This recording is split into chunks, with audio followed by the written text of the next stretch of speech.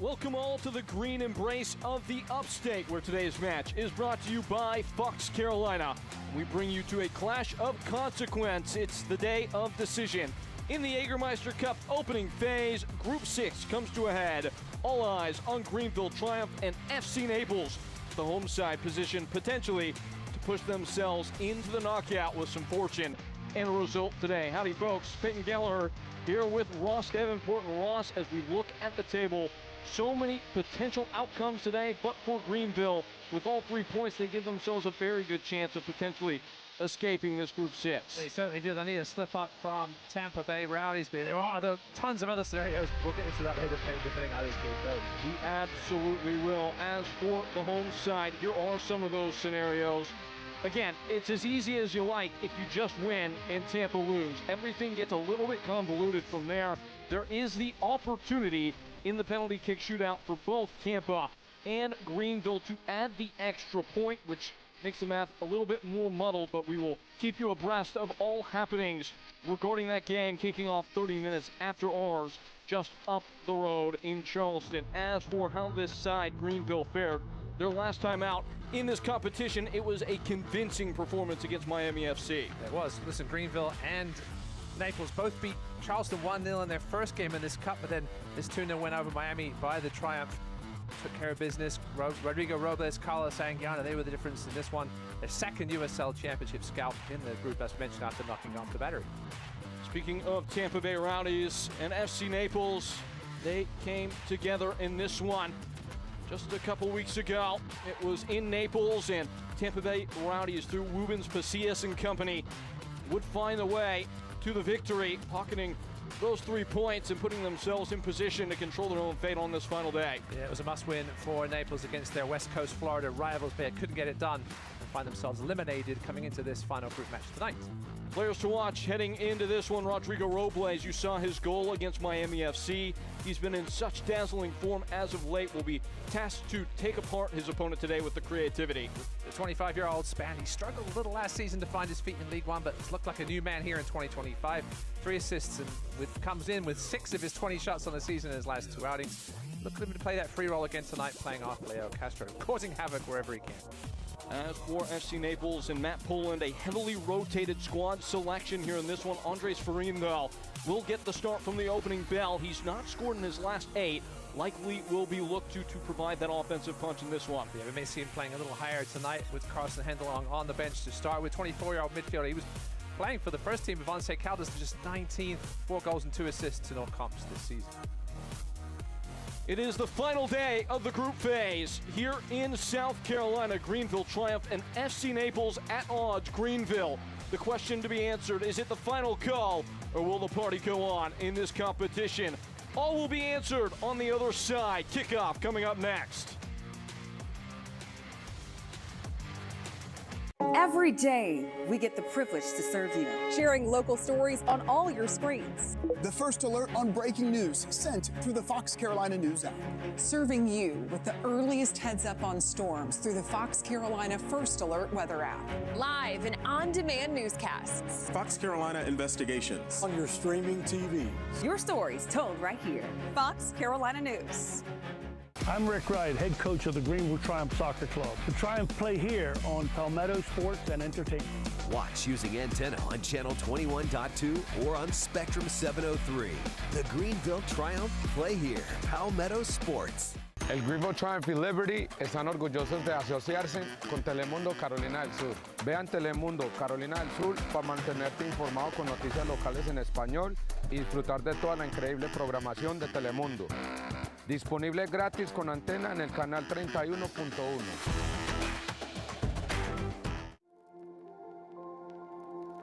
Welcome to Wood Creek Dental, where dental care is a family tradition. For over 40 years, we are proud to be a family-owned practice serving the community of Greenville, South Carolina. At Wood Creek Dental, we believe in quality care and exceptional service. Our experienced dentists and dedicated staff are committed to your oral health. We've invested in modern technology and have created a relaxing atmosphere for your comfort and peace of mind. We prioritize your experience in our calm and caring atmosphere. Our commitment to providing you and your family with exceptional service is at the heart of everything we do. And our patient-centered approach builds relationships based on trust and confidence. Experience the difference for yourself. Wood Creek Dental. Dental care from our family to yours.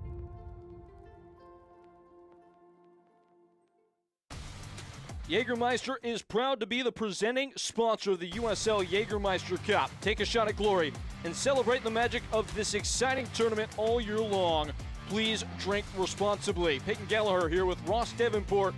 This tournament in its final phase in the group stage. The lineup chosen from Greenville Triumph. From their point of view, this is all important. This 11 is only changed one time over. Seth Torman comes in goal.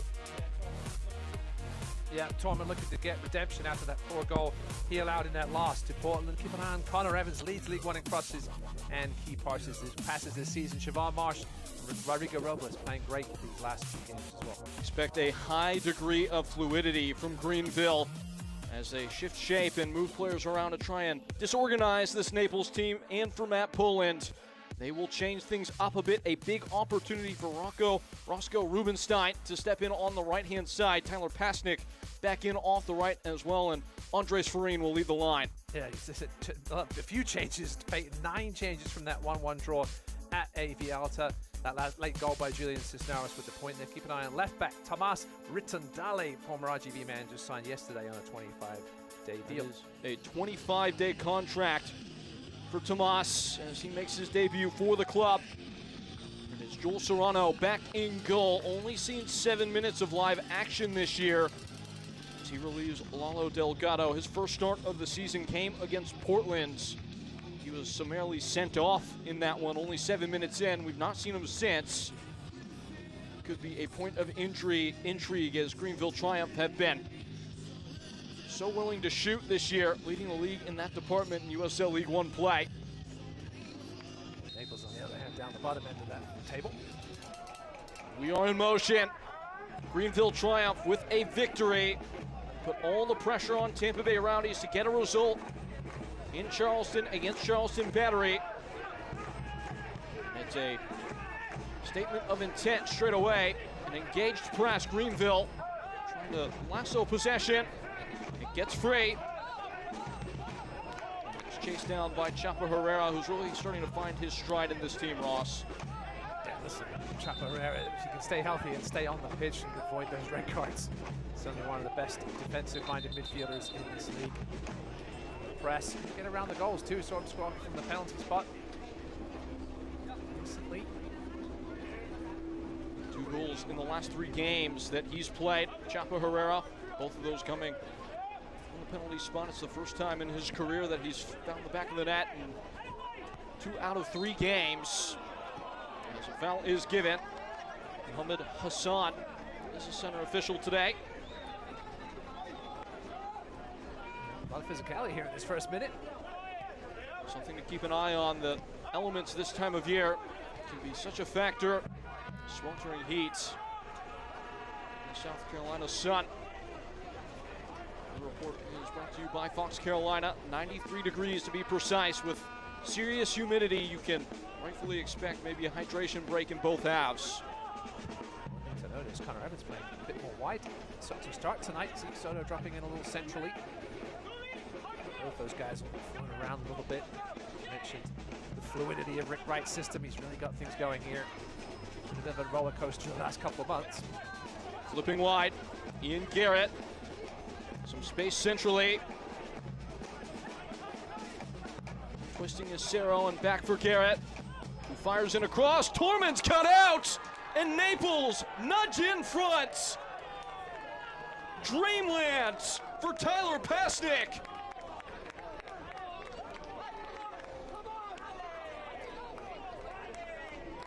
Mentioned that with all these changes, there's going to be players looking to prove a point to Matt Poland that they should be getting some more minutes. Keep an eye on the run at the far post here. Tyler Polak had an eye on the runner here and just lost it behind. It's a mistake by the veteran left back, but a beautiful ball in from Ian Garrett. The pace and the direction was right on point. Ready to leave for the visitors. Tyler Pasnick has only played 10 minutes in this competition. He requires only 2 to throw the first punch here on the road in Naples with something to defend. Greenville triumph. Maybe cut out a little bit.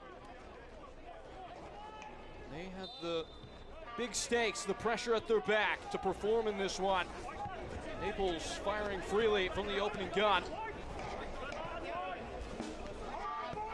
Thankfully for Greenville, goals against. If the tiebreakers get down to goals against, that would be amazing. But it's going to come down to, could potentially come down to goals scored. So at the end of the world, to give up an early goal, except the fact that they really need 3 points to make their route to the knockout stages a little easier.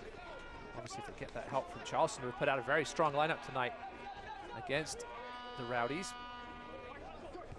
Talked to Rick Wright this week in the build-up to this game. Asked him if he had any conversation with Battery head coach Ben Pierman. The two like to golf together. He asked me if I had tapped his phone line. Certainly is something that is being shared between those two coaches as the stakes are so pertinent for Greenville. Charleston already eliminated, one of the shocks of the group phase.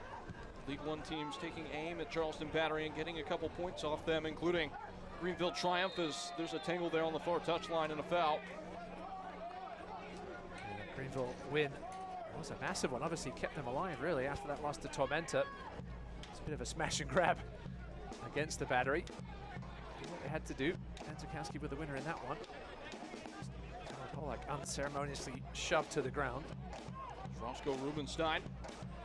Not sure what hurt him more, that or the goal. Tyler Polak just losing focus for half a second with the ball in. And Garrett was a peach. Nifty little flick aimed towards Leo Castro and pushed out a play. I do wonder about the mental state of Seth Torman, who had that grievous error against Portland Hearts of Pine in his last start. Only about a week and some change ago. Yeah, he'll certainly be hoping to get an early save in the books. I'm sure he'd love to have had it before that goal. Cerro lets it ride. And running onto it, but not ahead of the line, was Rittendale. So look at Zeke Soto there. We will mention that Greenville do have 8 players available on the bench tonight because Zeke Soto is considered an academy player due to the age he signed with the Battery, obviously on loan from Charleston. So even though he's not a Greenville player, he's a Greenville player, but he's on loan from Charleston. He's considered an academy player, so they get the extra roster spot on the bench tonight. 4th consecutive start for the youngster. Chopper Herrera up amongst it. Castro doing well to settle. Sims onto it. And it's dug out at the near touch line. Gotta imagine Naples will sit with a very deep-lying line of confrontation. Having already secured what they came for. That goal to go ahead. Sims trying to get back to eye level with a long throw.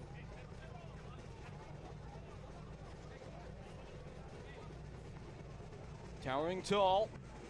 Not all the way done away with Bob. And it falls for Rodrigo Robles, and it's blocked. And will slide out of touch for another throw. That was anxious. Listen, anytime Greenville have the ball around the box these days, you almost expect a shot to come out of it. Almost 30 shots last week against Richmond. Obviously only 2 of them went in, but they could have been a lot worse for the kickers. Second most in franchise history. Trying to manufacture much more now. Still not a very confident bit of clearing. Headed on. Marsh just missing out. Siobhan Marsh really found his form the last few games. Rick Wright was talking about some personal issues he was dealing with recently and seems to have got those cleared up. And Marsh looking like the guy that the Triumph fans expected. He came over from Chattanooga.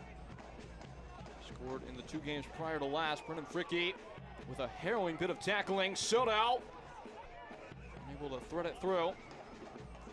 Connor Evans picking up the pieces. And Polak. Something that Rick Wright said to us this week was that Brendan Fricke just has not gotten the level of attention, the flowers, if you will, this season that Greenville manager feels his player deserves. Was put into that midseason short list of potential defenders of the year, but not in the team of the week the way that Rick Wright would have liked to see. As for now, his side on approach. It's Siobhan Marsh. Castro and Robles in the middle. It's going to sit up, Chapa Herrera. Devilish mind as he pushes back to Toby Sims, and it's cued away.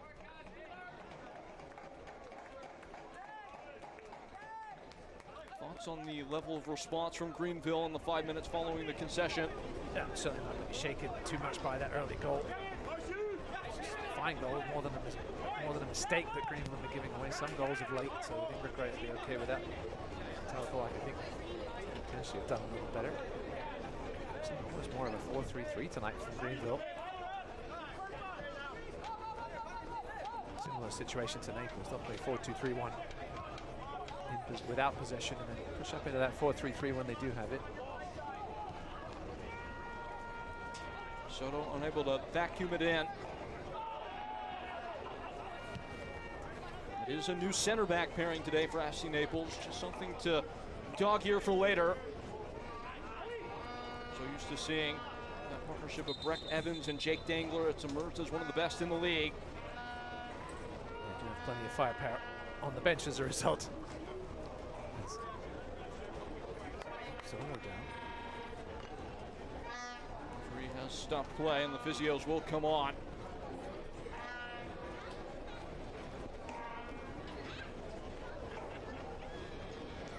See what happened here.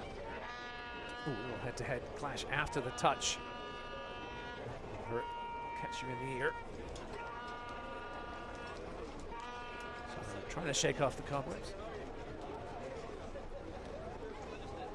Sprightly 18-year-old, it's been a shot of electricity into the starting 11. Matt Pullins has been a hot property in the USL League One this year. Youngest manager in the division. And such a great start.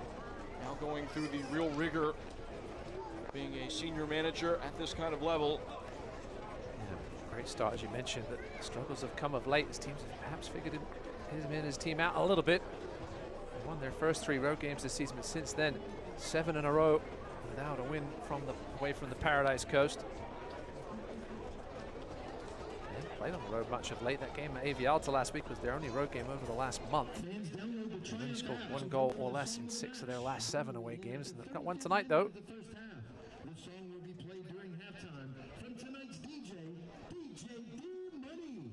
He's hatching exactly how his defensive plan might shake out. If you're just now joining us, it's Tyler Pasnick that fired the visitors in front. Still waiting on the commencement in Charleston, but Rick Wright will know that a loss makes the likelihood of escaping this group almost infinitesimal.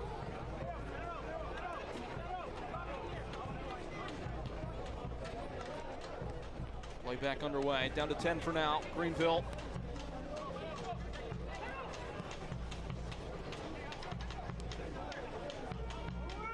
Naples entering this contest already eliminated from progressing out of the group stage, not playing like it though. Andres Farine rushing and writhing, poking one along to no one in particular. That's a much easier claim for Seth Torment. Good work there by Brandon Fricky, standing his ground. Farine was trying to get him to commit. Find a little space to unleash his shot, but he wasn't going to allow that. Best in the league over the years of doing that. Part of a defense that's really come good since the addition of Toby Sims. They hadn't conceded a goal, at least at home, in their last 290 live minutes up until that goal to go ahead from FC Naples.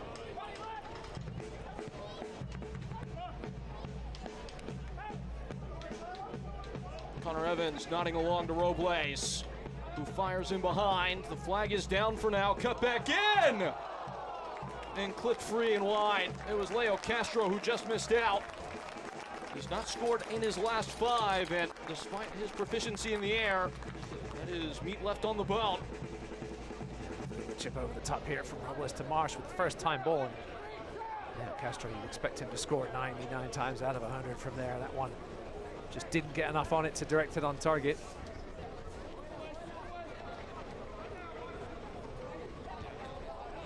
Castro approaching his own record for single season goals by way of the header as foul is called to bail out Joel Serrano, who was a bit casual as the ball arrived at his feet. Rodrigo Robles is the one who's whistled down.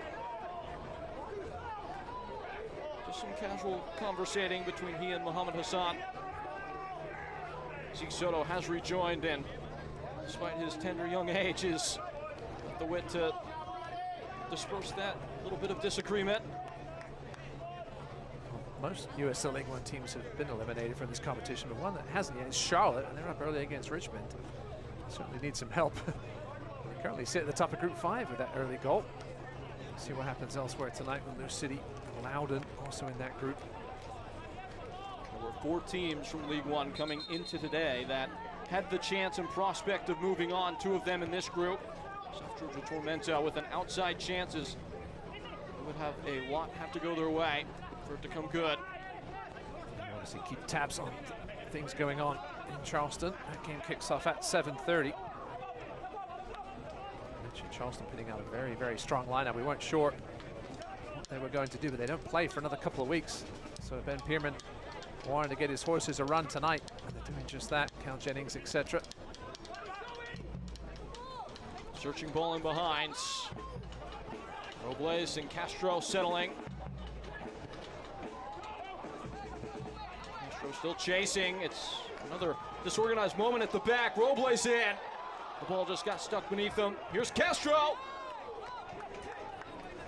And Robles sticking to. Herrera can't turn himself free. Greenville certainly trying to take advantage of this retooled back line for Naples, putting the pressure on here. Ferocious attacking effort from the home side. Something clear to chase.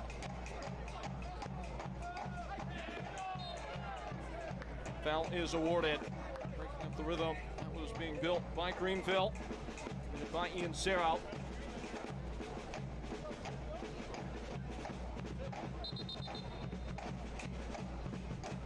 Download the FanSaves app and follow the Triumph to access all the exclusive deals at your favorite restaurants and breweries. Second most fouls conceded in League One play so far this season behind Portland. And also the 3rd most foul team. You have to get in those contact areas. Just dodged away at the back. There's Rodolfo Zulia, who stabbed in to secure possession for his side. Rittendale just acquired. 25-day contract for him. Recently playing with Huntsville City and MLS Next Pro. It was a bit of a bang. Soto who was involved, yeah. Sorry, Soto. That was. We've seen him have a couple of red challenges this season in silly areas. That was one of them. So I'm just misjudging the timing of that challenge and in the book as a result. First name taken, a quarter hour gone. The referee has issued a caution to Greenville that was 21. That was almost an orange card if Soto had come in a little higher. Rick Wright crazy with decisions like that. USL on ESPN2 winds down July with 2 conference matches between teams fighting to stay in the playoff race. Watch July 29th at 7 p.m. for an Eastern Conference matchup between Pittsburgh Riverhounds SC and Miami FC. And on Wednesday, July 30th at 10 p.m. Eastern in the Western Conference, it's Phoenix Rising and Orange County SC. Always an interesting one there. Danny Stout starting the season last year with Phoenix Rising. Then on to Orange County where he's enjoyed much success. Here's Siobhan Marsh in the area. Leo Castro's in. And he spooned it wide again. That is not the man you expect to miss the mark ever. And he's left 2 chances on the board here. He's almost a little out of position here. Watch his run. Comes a good couple of yards outside the post. Marsh was looking for help on the far side. Castro's got in the way. The pace that ball was played in. Just a little too close to Marsh in the end.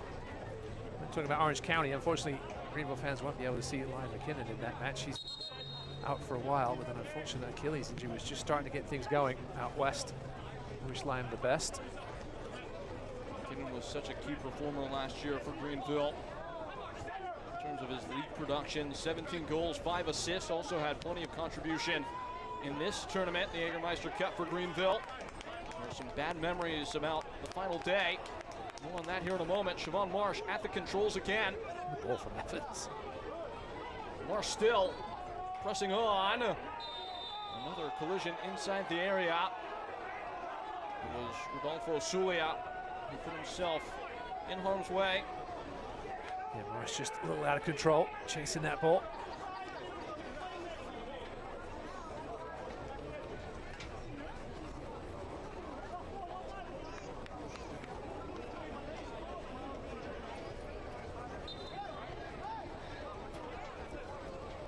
Play ready to resume here. Just on finishing out the earlier point. Ross, I know you had that game last season where Greenville had control in their Jägermeister Cup group. Had back-to-back games against Charlotte Independence.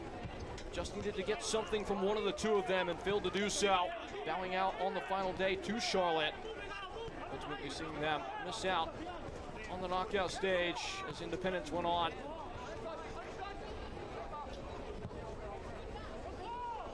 Another great ball in behind. Naples pressing in, and it's pounded into side netting. Pollock doing just enough to put off the oncoming shooter. Yeah, Pollock not at fault there. That was a beautiful ball. Over the top, Pollock got back in time. Got himself a goal kick. He got turned around just a little bit. Maybe he got a touch on it in the end. Just enough to put the attacker off. I imagine Greenville might expose some vulnerability on that direct approach to try and chase the lead that they surrendered early. Skyward header from Robles and Chapa Herrera. A little bit of craft to locate Toby Sims.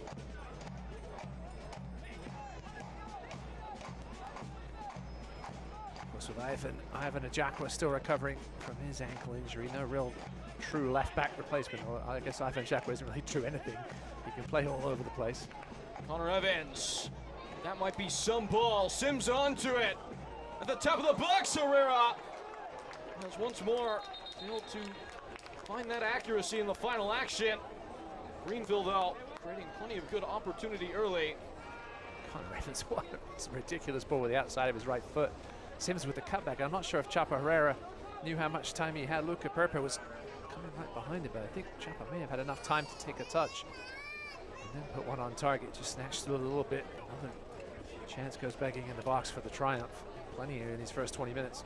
You know, I asked Rick Wright flat out this week, does he think Connor Evans is the best player in the league? And he said he's obviously biased, but he thinks so. Being around him day in, day out, and the level of growth that we've seen from Connor Evans this year, not a lot of right backs can make the move further up the field to play right wing, let alone the number 8. But Evans has turned into one of the best midfielders in USL League One. He's only played the position for about 10 games. Yeah, he can play anywhere else, playing a little more deeper tonight, can play out wide as well. I was talking to you earlier, unfortunately not eligible for the Young Player of the Year, a little too old for that. We don't really have a Rookie of the Year award for a first-year pro. Perhaps we should. He'd certainly be up for that, but certainly in the mix for League One recognition this season if he keeps up how he's been in the first half of this League One campaign. On the far flank. This is a tiny bit of possessional play from Naples. On the straightaway ball. And Zane Bob there to sweep up and run a long way.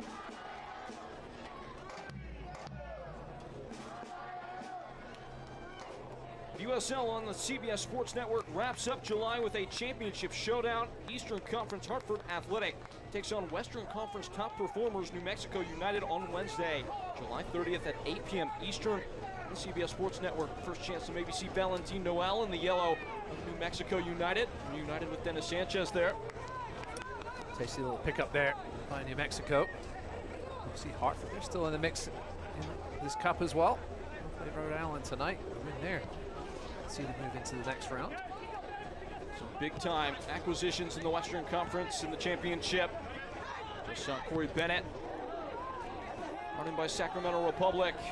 Naples on the move. Torres unable to break through, and handball has been given. Corey Bennett, of course, a player that had so much success in USL League One before moving on to Vegas last year.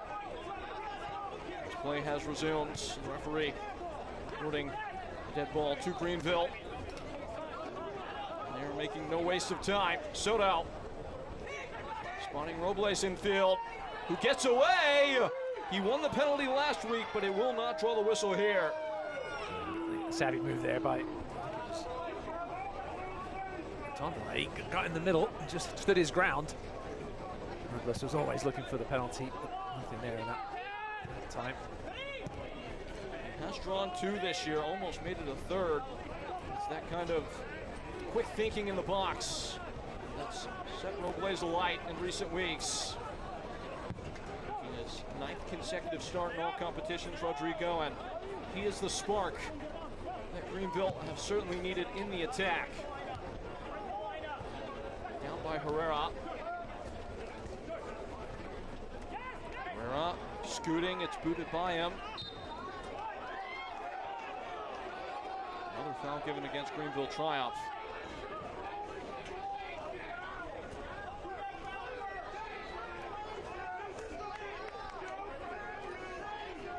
I say they really like Ryan. Don't like that decision. You can hear them on the audio. It was Ian Ciro, who's got the captain's armband today, who took the spill.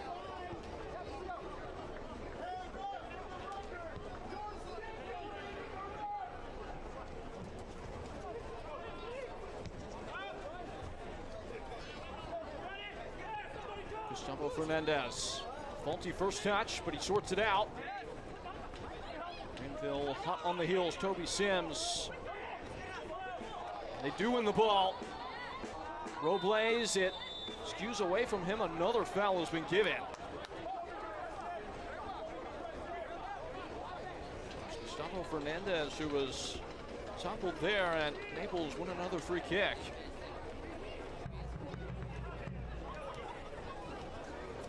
There wasn't much in that one. Fernandez, the savvy veteran. You mentioned Sarah, he did start that 1-1 draw at Avialta. You haven't seen that Cisneros goal from last week, one you should definitely go back and watch. Stoppage time effort to claim that point, and out there in California, always a tough place to play. Only had 35% possession in that one, and Naples certainly always down the bottom end of the possession charts. Now see Soto down again. Greenville do have options in this regard. If they are to change it early, you hope Soto's okay. You look onto the bench and you see the forms of a player like Ben Zakowski. Those like-for-like changes that Greenville have been able to groom throughout the course of the year. A lot of depth in the attacking end. Soto back on his feet. Walking gingerly to the sideline. We'll see if he's able to continue. Anguiano and Pascal Covino as well available. Evan Lee, tons of options in the middle for Rick Wright, as you said, Peyton. Depend on what Rick Wright wants out of the substitute, depending who he brings in. Some very different players there at his availability. His disposal, that's what I was looking for. It didn't come to me. Words. They're tough sometimes. We are getting word that it looks like Zeke Soto is going to make way. Also being told that it is likely to be the concussion sub, which would make an extra one available to both teams beyond the typical 5.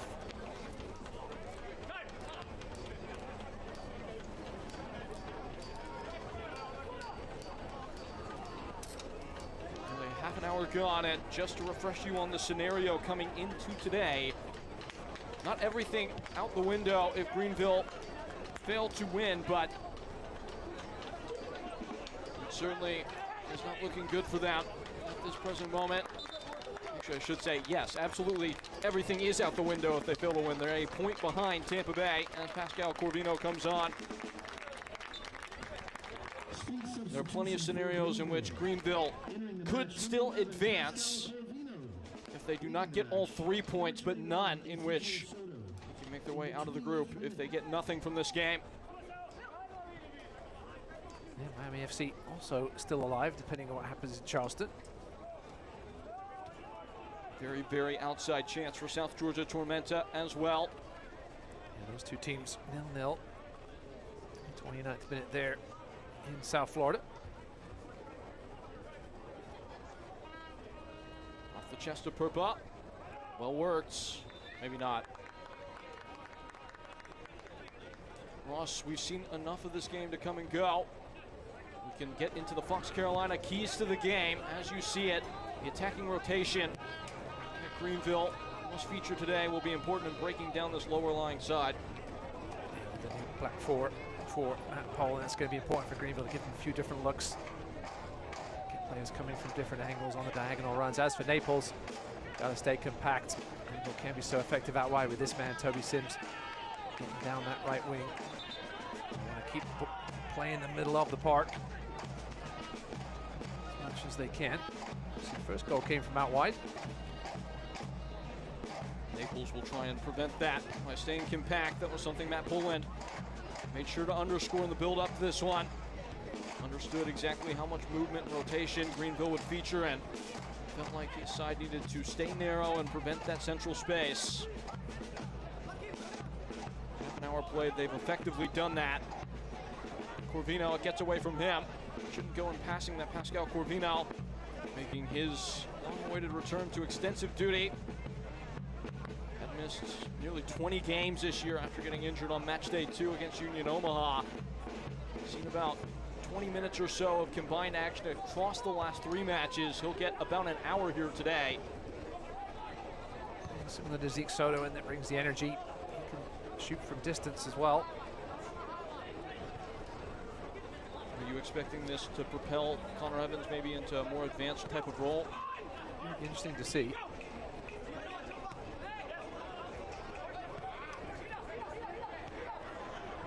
Looks like Corvino just starting into that attacking midfield spot for Soto.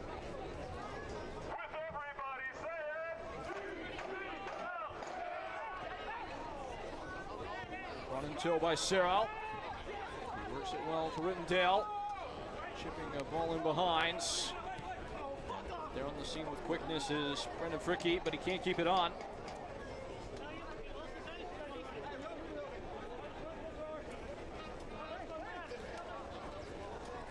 Visit shoptriumph.com to check out the latest merch and kit launches. Got the throwback shirt on today, the alternate strip. Those are available for purchase. The link below. I know they've been so popular, they'd sold out for a while. I know they're back in stock now as we've some kind of issue here. Perhaps a foul throw. Looks like it was, perhaps. We haven't seen too many of those these days. Greenville are undefeated wearing these jerseys you see today.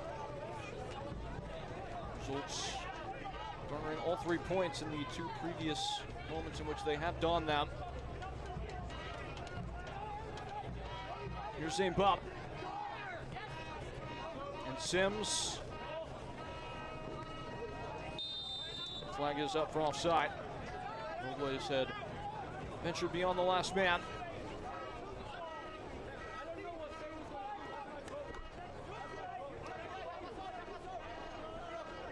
Yeah, very impressed so far with this Naples retooled lineup. I said 9 changes, actually 8 with Cerro Farine as well in there. That being said, both in very different types of roles than we've seen this year. No, for sure. Farine used to playing in support of Carson Hendelong. They've been very comfortable so far, Naples, especially with nothing to play for. As you mentioned, these guys are going to get minutes and impress Matt Poland heading into the second half of this season. It's the one positive you can take from having a meaningless match. Obviously looking to play spoiler as well for the Triumph. I'm not sure anything is totally meaningless for a team in their first season. Just trying to give their fans those moments they can really latch on to, but the point is well taken regardless. Especially with the availability of games on the internet these days, there's always somebody watching it. Corvino looking up and blasting one into the path of Siobhan Marsh, who will get there. He goes to ground. It gets away behind him. And it looks like it's a corner given. Rush was perhaps trying to fool referee Hassan there. Maybe a bit of contact after the ball. Take a look on the replay here. Let's see if we can see what happened with Roscoe Rubinstein. It's a little worse from that angle. Not sure how good of an angle the referee had of it though, because he was coming from a more direct straight line on that contact. A bit more towards the penalty spot. He perhaps could have given a penalty. Instead, just a corner. Connor Evans steps to the spot. He has created more chances from dead balls than any player already this year in Greenville Triumph history in the league. He will try to do exactly that here again.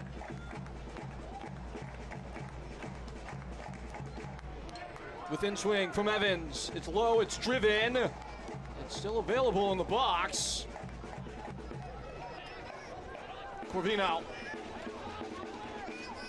And Connor Evans hatching his plan, getting in on the right foot, ball in. It's just broken back. As it looks like the flag might be up. Zane Bubb was the one pressing the issue.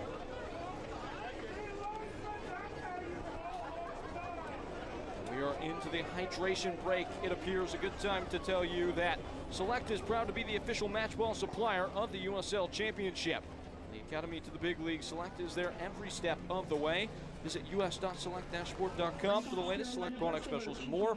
Ross, the players say something about it. I believe it's a choice of theirs.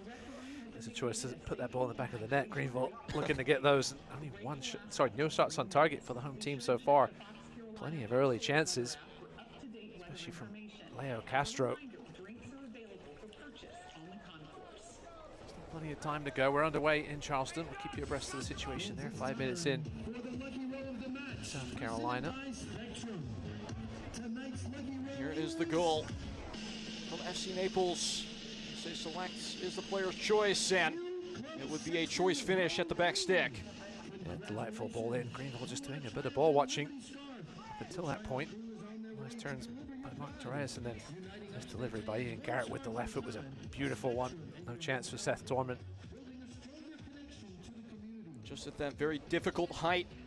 They call it the corridor of indecision for a reason. Just across the top of the 6-yard box, about waist high. Goalkeeper not left a lot of options, and Seth Dorman was frozen to a spot. Rick Wright looking into the eyes of his man and trying to summon that level of inspiration they so often have shown here at home. Unbeaten in their last 5 home matches. This has been, at moments, a good performance, but switched off in that pivotal point and haven't had that clinical edge in the box of their opposition. Yeah, that one Leo Castro header, I think it's going to haunt me for the rest of the night. Expect him to put that one away, and with his resume. Set the record last year, Ross, for goals headed by an individual player in a season. That was 6. He already has 5 this year, about to break his own mark. But even he will tell you that's one that he would want to have back. A player that at 37 years old has scored in every imaginable way. Do not expect him to be wayward with the accuracy that close in. Yeah, still plenty of time. Funnily enough, there's only one other. Yeah, Charlotte goal we mentioned earlier is the only other goal that's gone in any of the early matches, although Indy 11 have just taken the lead in FC Tulsa. Goals have not been flying in so far tonight in the Jägermeister Cup. Should be getting going here with the Tampa game against Charleston here soon. Now, as we've said, Greenville cannot get out of the group with an outright loss, but with a draw, it's still in play. A shootout win, a Tampa loss would also get them into the next rounds. Of course, in the Jägermeister Cup, it is unsettled after 90 minutes. We go directly into a penalty shootout. Extra point available. Leo Castro trying to get back even. He gets away. He gets taken down, and it wins a free kick. Greenville have been lethal on these this year. They've scored 4 indirect free kick goals, which is tied for the highest mark in the USL League One. Good piece of footwork there from Leo Castro for a big man. He's got very quick feet. Bringing out the techers when he needs to, just like he did there to earn this free kick. Connor Evans, certainly one of the best in the business. as mentioned previous, 27 chances created from dead balls this year. To parse that terminology, that's just a pass that precipitates a shot. Plenty of big bodies to aim at. Greenville have scored 8 headed goals this year, which is the most in USL League One. Greenville just packing the center of the box. They're not really looking to run onto this delivery, just looking to get any kind of touch. You can redirect it past Serrano.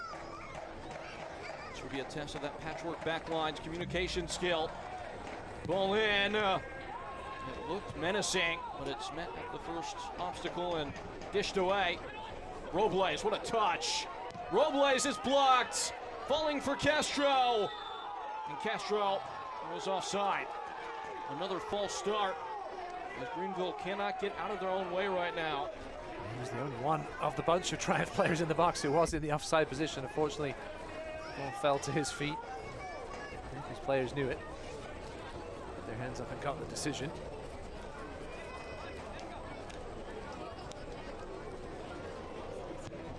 Six shots so far for Triumph, none on target. It's a good measuring stick for how this match has played out so far. It's been the story of this first half for Greenville. Naples, as they have done all season, with minimal chances, but they put their first one away. That's how it's been. One of the best in the league in converting their shots.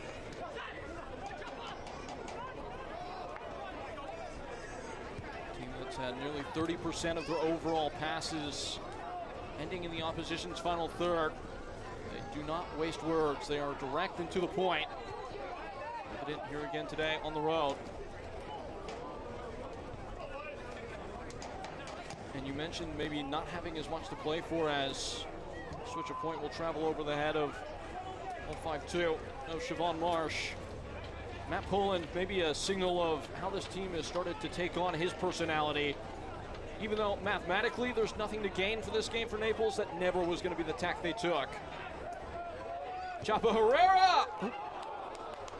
Sprayed wide. It didn't look like it troubled the goalkeeper Joel Serrano too much.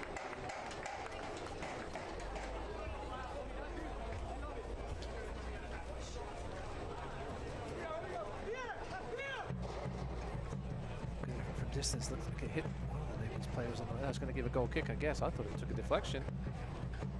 We do have a goal in one of the other games in this group, but it's not in Charleston. Miami with a 1-0 lead over Tormenta.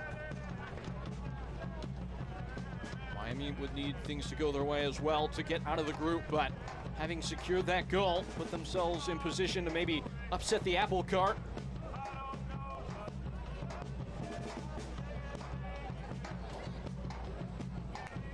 Victory for Miami. Losses from Greenville and Tampa would make that a perfectly realistic outcome for Miami FC. Greenville not going to go quietly though. Robles is clattered. Some tricky feet, and he's won a foul. Robles just sort of got himself into trouble there, turning into traffic, but the foul. I'm sure referee Hassan wasn't watching. Play is still going on. Referee still talking to the offending party. It has been brought back.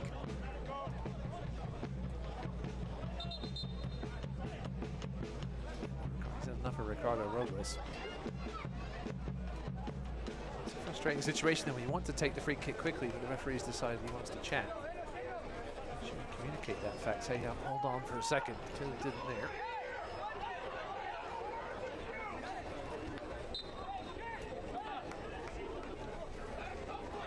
This is 10 yards. Got to think eventually.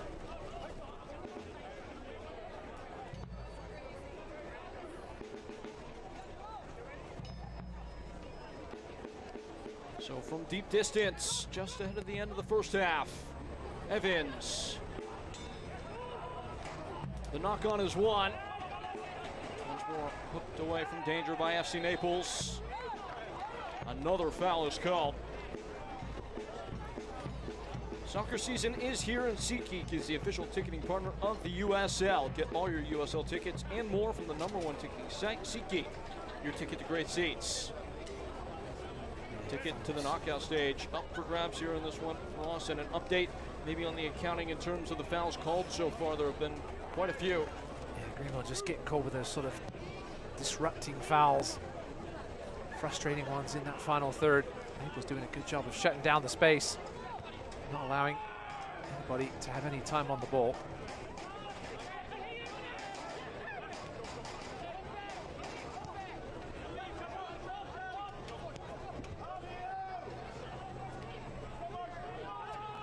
Naples circulating.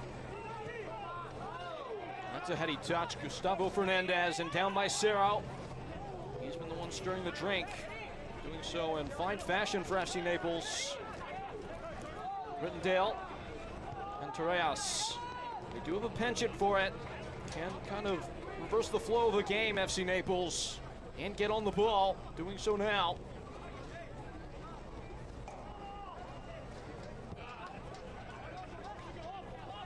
Gustavo Fernandez. Rittendale again. Sniffed out by Toby Sims, who ignites the break. Robles trying to time up the run of Leo Castro, who just could not inch his way back onside. It's the fourth offside for Greenville. They haven't even reached half-time yet. It's just been a frustrating first half for Rick Wright's men. Had those early chances, but they've really dried up of late. 17th minute, Castro had that header wide, and that was really the last decent chance for Greenville. 9 shots now, none on target. 6 of them inside the box. That's the shocking part. Haven't been able to challenge Serrano at all. Greenville on the season on track to be top 10 all time in shots per 90 in USL League One history. Currently in 7th, just averaging above 14 per game. The efficiency, though, has not always been their best attribute this year. Greenville triumph. Corvino is bumped.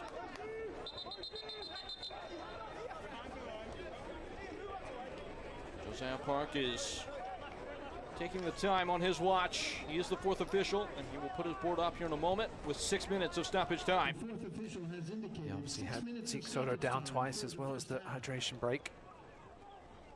All the foul calls as well. Siobhan Marsh.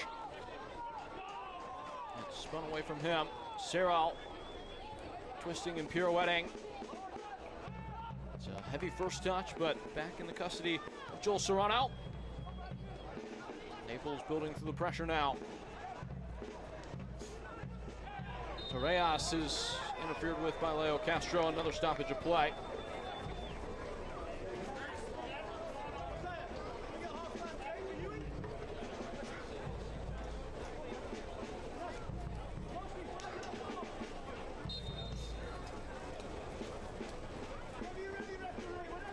Talk about Greenville struggles in the final third so far. Naples have only had 3 touches inside Greenville's box. So one of those being the goal.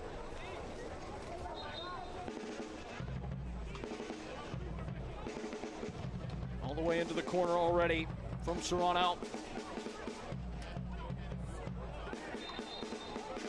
We missed the Jägermeister Cup draw last week. The winner of this Group 6 will travel to the winner of Group 4. London. It will be Hartford Athletic. They have a 1-0 lead at Rhode Island, despite being down to 10 men. There's a little bit of extra juice you saw on CBS. El Clamico played at a hot tension, especially at the end, and Hartford Athletic under Brendan Burke turning the corner as for now. It's just an accumulation here. Maybe we got a card, did we? It looked like the yellow went up for Tyler Pasnick. Just accumulation, I think, for Naples. Just a number of fouls one after another. Referee Hassan has seen enough. He is the point of difference to date. His goal 2 minutes in is what has set apart the sides. Naples, number 7, Tyler Pasnick, in first half extra time. It's a witty header. Ian Garrett just slow to catch up, but a corner is won. Andres Farine will take it quickly.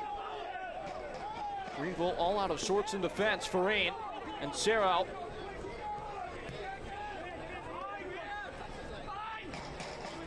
Naples patterning away, and comes to the opposite ends. Fernandez tilting away from Leo Castro. Rittendale, nowhere to go. Out of play for a throw. eFootball is here. Live your dream, rep your team, and play as your favorite USL Championship club. eFootball is free to play. Download now.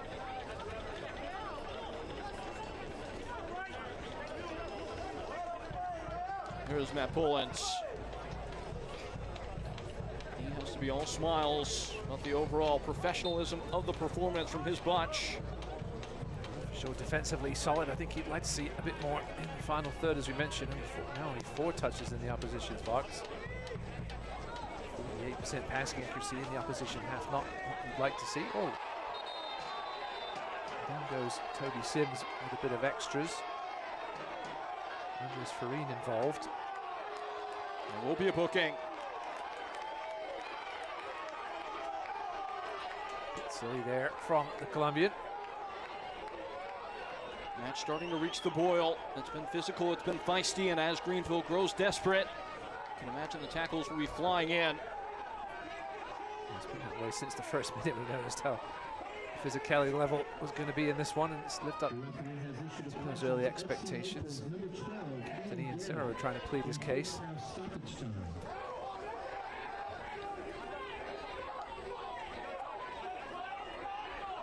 Mohamed Hassan has had a job to do. Toby Sims is back to his feet. Right in front of the vocal Reedy River Riot. No, it was a challenge there. And Sims with the push, and then Reed with the shoulder. It was a little high. Lucky there isn't an assistant referee over on that side to help referee Hassan out. Certainly a bit of high contact. Brendan Fricky coming in to plead his case. Rick Wright's not happy. How much you're going to get from the fourth official? It was a good long way from him.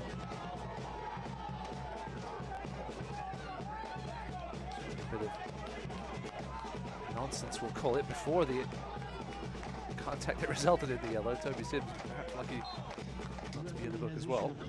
I think the referee will be happy to get to the half and allow tensions to simmer a little bit. Being told that somebody in the Greenville dugout has also been cautioned. How animated Rick Wright was, would not be surprised if he was the target of that booking. Same pop. And Toby Sims right and ready to continue. Gotta imagine the watch will continue to run beyond this 51st minute with the amount of pause and play we've had in the stoppage time, but not too much further. Seth Torment.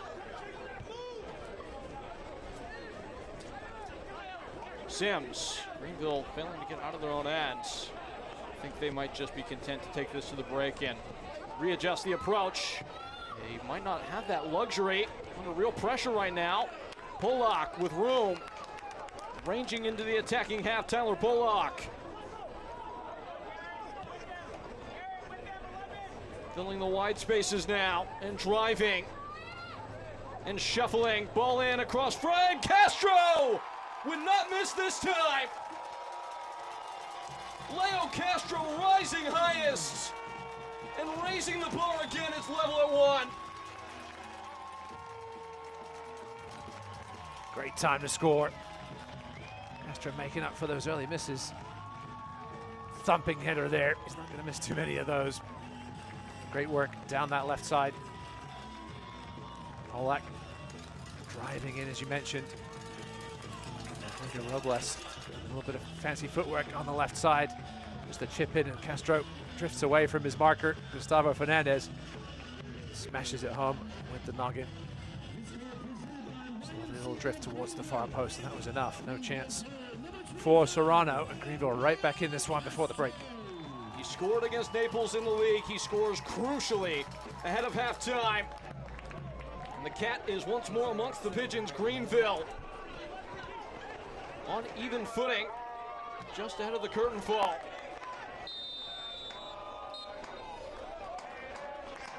And so, it's with a twist that we hit the break.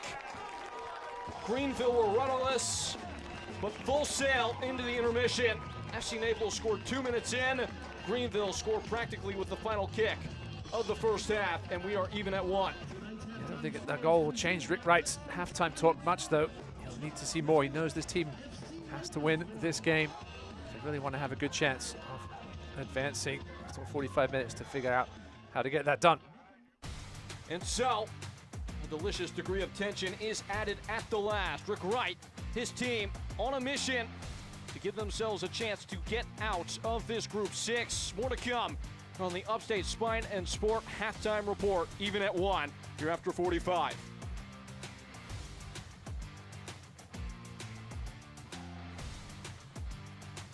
Dance like nobody's watching. Except when people are watching, like your roommate and the new boyfriend you forgot she was bringing over. Believe in yourself. But know your limits, because right before an interview really isn't the time to try being a hairstylist. Anything is possible. So yes, winning is possible. But so is not winning, which means sometimes the best way to play actually is to save some possibility for another day. The South Carolina Education Lottery, supporting better players and a better you. At Johnston Orthodontics, we combine art and science to create your perfect smile. After a thorough exam with x-rays and digital models, we design custom aligners tailored just for you. With our on-site 3D resin printer, these designs come to life, ensuring a perfect fit every time. Ready to tame your smile? Call us today at Johnston Orthodontics. At Piedmont Natural Gas, being a part of the communities we serve is important to us, because to us, community begins with you. We strive to address the needs of our communities by investing time and resources to help improve the quality of life for our customers. For over 60 years, we have funded programs that support education, the environment, and community impact. Our Energy Assistance Program, Share the Warmth, helps customers pay their energy bills. We're committed to helping our neighbors by powering the vitality of our communities. There's a new airline in town. Breeze Airways has arrived at GSP International Airport with nonstop flights to 5 cities nationwide. Enjoy low fares, no change or cancellation fees, and convenient nonstop service. Make your next trip seriously nice on Breeze Airways. Visit flybreeze.com to book your flight from GSP today. Jägermeister is proud to be the presenting sponsor of the USL Jägermeister Cup. Take a shot at glory and celebrate the magic of this exciting tournament all year long. Please drink responsibly. We're at the break. It's a neck-and-neck game. Maybe it's got you stressed. Let's work out that tension. Call Upstate Spine and Sport, the official chiropractor and massage therapist of the Greenville Triumph. Here at the half in the Jägermeister Cup, and there are happenings, very loud ones, from around the competition. We've got live scores from around this competition here, as plenty is coming here to come. As for now, we've got plenty of action here at the half for you to take a peek at. USL on the world stage, a video feature coming to you. The 2025 soccer summer has provided big moments on big stages, and the USL has played a major role. June's CONCACAF Gold Cup included a dozen current players from USL clubs, 9 from the championship, 3 from League One. 7 of those players logged a total of more than 1,000 minutes. Las Vegas Lights' Edison Azcona scored a goal for the Dominican Republic, and the player that grabbed the spotlight was Guatemala's Rubio Rubin. The Charleston Battery forward scored and assisted a goal in a must-win match against Guadalupe, but Rubin was not finished. A perfect header in Guatemala's quarterfinal match against favored Canada set up a penalty kick shootout upset. League One's presence was also felt in the Gold Cup. Portland Hearts of Pine's Natty James played more than 120 minutes for Trinidad and Tobago. And it's these kinds of numbers that helped Rubio Rubin decide to return to USL. Over the years, this league has only gotten more competitive. That creates an environment where, national teams, especially in CONCACAF, call players playing in this league. In September, Rubin and Guatemala begin their final push to qualify for the 2026 World Cup. 9 more of those USL Gold Cup players are hoping for that phone call, itching to play as many minutes as possible. That's something that is spoken about in the national team always with the head coaches. If you're scoring goals and you're assisting, helping your team, it's going to help you with the national team.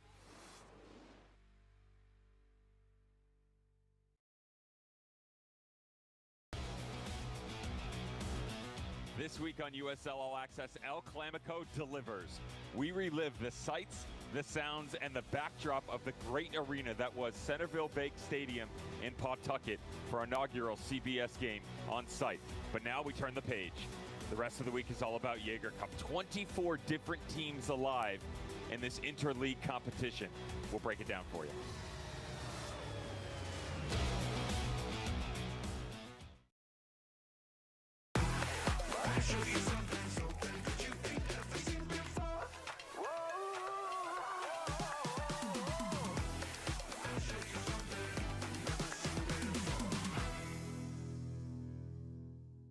Whoa, termites can eat a pound of wood a day. Pound of wood a day. Pound of wood a day. Pound of wood a day. What's wrong, Daddy? Daddy? You okay? Keep termites out of your home and your head with our premium guarantee that covers up to $250,000 in new termite damage. Before panic shows up, Terminix it.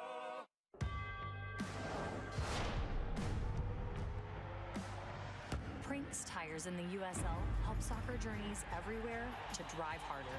From city playgrounds to suburban sidelines. From early mornings to late nights. From fun with friends to winner takes all. From the biggest fan to the biggest heart. And at every turn, Prinks Tires will be there for the long haul. 3 ice-cold Jägermeister shots, please. Those look warm.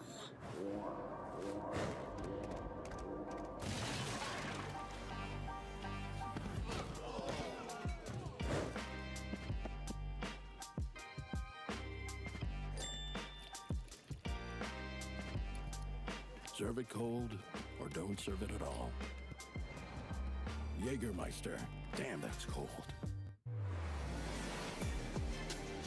3 up top and not 2. Make it 2-1 Hartford. Hands home at the back post. The Kings of Chaos strike again. What exactly is a Sully steamer? Our sandwiches are made to order, which means once you've taken a look at our big menu and narrowed down your options, we go to work. Our sandwiches are stuffed with fresh, flavorful ingredients and then placed in our special steamer until the sandwich gets warm and soft and fuses all the flavors together to achieve the peak of tastiness. Are you hungry yet? Back here at the break, Greenville Triumph and FC Naples. Much going on around the United Soccer League family of divisions as we take a look at exactly what is on the docket, the news and notes from around the division. Jägermeister Cup, the draw just coming up. A great production on the CBS Sports Golazo Network, getting to see exactly where the winners of these groups will end up landing as the next round of this competition is on the horizon, Ross. Yeah, the winner of Group 6 featuring these two teams will travel to the winner of Group 4, which will be either Hartford or Rhode Island. It's quite Hartford with the early first half lead against Rhode Island. And to have 3 League One teams still alive. We'll get to that in a little bit here with the scores. And congrats to Kyle Scott going home to play for Crawley Town back in England. It's a big move for Kyle Scott. It is the Upstate Spine and Sport halftime continuing here, and the live scores are presented by them. And at the break, Charlotte Independence, the result will be contingent on others from in their group. For the time being, though, they would proceed out of their Group 5 into the next round. Yeah, they needed help elsewhere, and they're getting that help in the form of North Carolina, who are currently tied with Loudon Lexington, who are currently tied with Lucie, right below them in Group 5. So Charlotte currently going through. Chattanooga and Knoxville, they're both eliminated. Miami FC trying to keep their slim hopes alive as well, and keep an eye on that Charleston-Tampa Bay Greenville fans especially, they will need Charleston to pull off the win there, or at least have Greenville win and get a better result than Tampa Bay if that match stays tied. It is all building up to a dramatic closing act here in Greenville. As for the goal of the round and the save of the round in round 3, let's take a look. The Jägermeister Cup, never disappointing.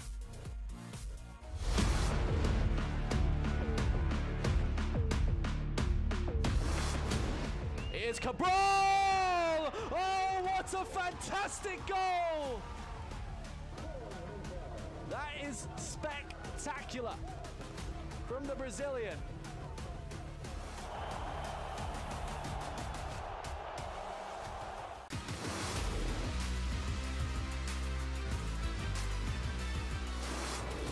Attack for Birmingham. Back post, Damas plays it across, and Salt closes the door. What a save. That should have been 1-0. Birmingham Salt.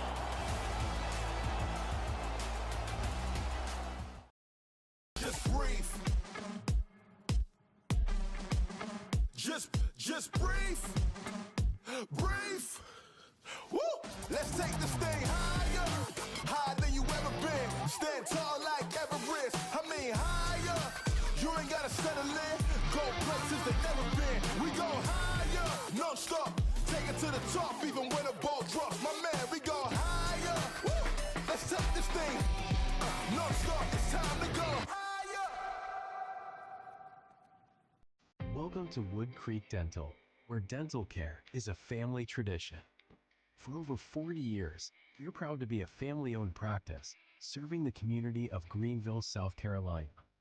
Our experienced dentists and dedicated staff are committed to your oral health. Experience the difference for yourself. Wood Creek Dental. Dental care, from our family to yours.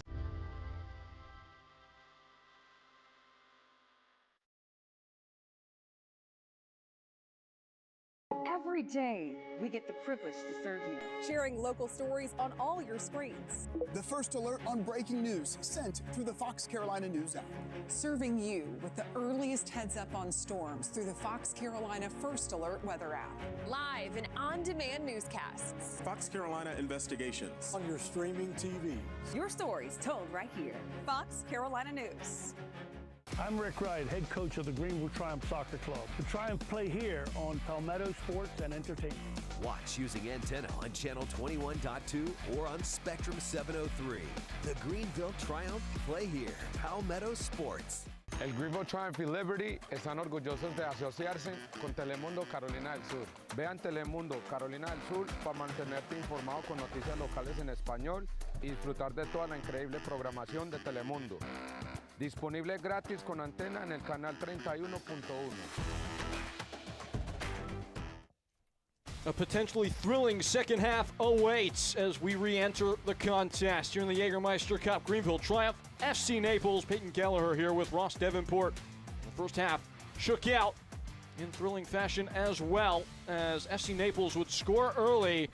Here are the first half highlights brought to you by Fox Carolinas. And partner, it was not looking good in the early going. For Greenville, it would be Tyler Pasnick who got his side ahead. Yeah, Greenville just caught a little ball watching here, but what a superb delivery from Ian Garrett. Tyler Pollack not keeping an eye on the back door. And in there, snuck Tyler Pasnick. Open the scoring early. His goal would throw his side in front, but Greenville Triumph were good for at least one throughout the course of the half, manufacturing so many good chances. Leo Castro missing the mark there. Yeah, lovely cross by Siobhan Marsh on the first time. And still not really sure how Castro missed that one, no matter how many times I watched it. Another one here. Ball was just finding a little too much pace from Marsh, and Castro's run was outside the post, but he would make up for it late in the first half. Tyler Pollack with the run. Found Rodrigo Robles out wide. Keep an eye on Leo Castro here, right about the penalty spot. Just adjusts his run slightly here, a little step back to open space up for himself. Gustavo Fernandez beaten by the pace and direction of this cross by Robles. And that ties things up right before the break. It's the subtle skills in his game that set him apart, the veteran. And the stats, both sides have one shot on target, both sides have one goal. If he keeps up though on this course, it's hard to imagine how FC Naples might find something in this game, absorbing as much as they have. Yeah, they struggled in the final third, and perhaps the heat will get to them a little bit. Many of these guys haven't played much this season. XG 0.91 for Greenville, 0.5 for Naples. Only 4 touches in Greenville's box for the visitors. So as the sun begins to drop behind the horizon, the stakes rise. FC Naples, Greenville triumph. Greenville with all 3 points position themselves to get out of Group 6. A League One side in this first year of the current configuration of the Jägermeister Cup. Triumph, an opportunity to author some history in the early stages, the incubacy of a competition that's been so exciting.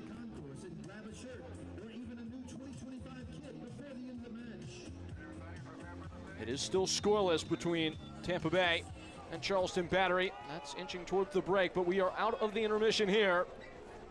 Greenville scored virtually with the last action of the first half, and they will lift their heads into the second frame with plenty of confidence. We do have a goal elsewhere affecting another League One team, though. Charlotte were in first place for a minute in Group 5, but Loudoun have now taken the lead at North Carolina to take first place. 11 points in Group 5. Charlotte might still have a shot at the wild card, though, with those 9 points. See how things play out here the rest of this evening. Especially late games to play as well. Soma will get going at 9 o'clock against Colorado Springs. Cerro darting in behind. The ball is not exactly with the precision required and pushed out of play for a throw. Naples trying to emulate exactly what they manifested in the first half. Ian Cerro again. Luca Purpa trying to get the ball out from underneath his feet. Rodrigo Robles wins the war of will. Chapa Herrera now on the break. Leo Castro gets in gear. Pascal Corvinal checking the shoulders. Now Connor Evans ushering it wide. Toby Sims. And Evans. And now into the choreography. The claret and blue of Greenville Triumph. Stashed away by FC Naples. Farine, a stop and a start, and Zane Bubb has the reading. You know, I talked a little bit about wild cards before this match. Phoenix with 10 goals scored. Goal score being the first tiebreaker in the wild card. They're looking pretty good, but some of the goals flow in here in the second half. That could change. It is notable that Rising entered today, having played already all 4 games, so they are stuck on 7 points. Would need a lot to go well for them, but it does underscore an important fact that the tiebreakers are different for winning the group as opposed to going through as a wild card side. Goals for being the primary currency there. Beyond the obvious points, it will be the top 2 points getters across the groups. Those can be in the same group, mind you. And if there is a tie, it would go down to the amount of total goals scored, which is honestly a pretty exciting addition by the United Soccer League in this competition to try and entice more attacking brand of play. That's off the hand, assuredly. We're being told that Luca Purpa, away from the fray, has been booked for a prior proceeding. Those total points being the first determinant of the wild card. And Charlotte do have 9 at the moment. As things stand, we're getting into the wild card spot, but obviously still a ton of action to go later tonight. 9 points may be enough. Robles trying to provide again. Polak's wide of him. Polak in. It's a moonshotting ball. Castro gave it a little bit of an interest and unable to clear the lines entirely. FC Naples. Stabbing tackle from behind. It's clean. Siobhan Marsh with pace will catch up. Greenville renewing the threat. Toby Sims. Ball across the goal mouth, and was it helped out of play? Yes, it's a corner. Looked like it had its flight altered there. A couple of Naples players disagreeing. And only a couple of them not the party involved. So yeah, it was weird to see Toby Sims' cross go so far astray. The way he's been banging those balls into the box this season since arriving. If there's anybody of equal measure to what Toby Sims has offered in terms of service, it is this man, Connor Evans.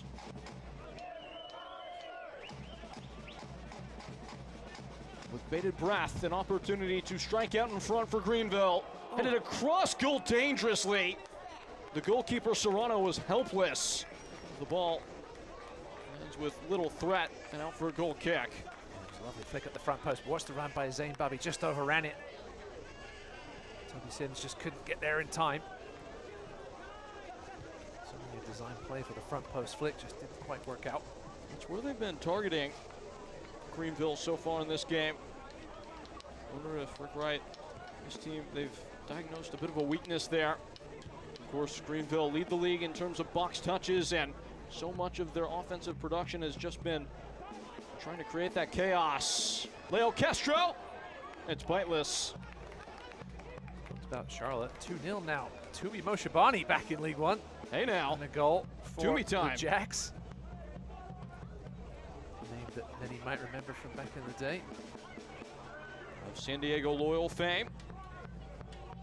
Former Lansing Ignite member in 2019. A few former Ignite guys still hanging around in the USL. I believe the kids call that lore.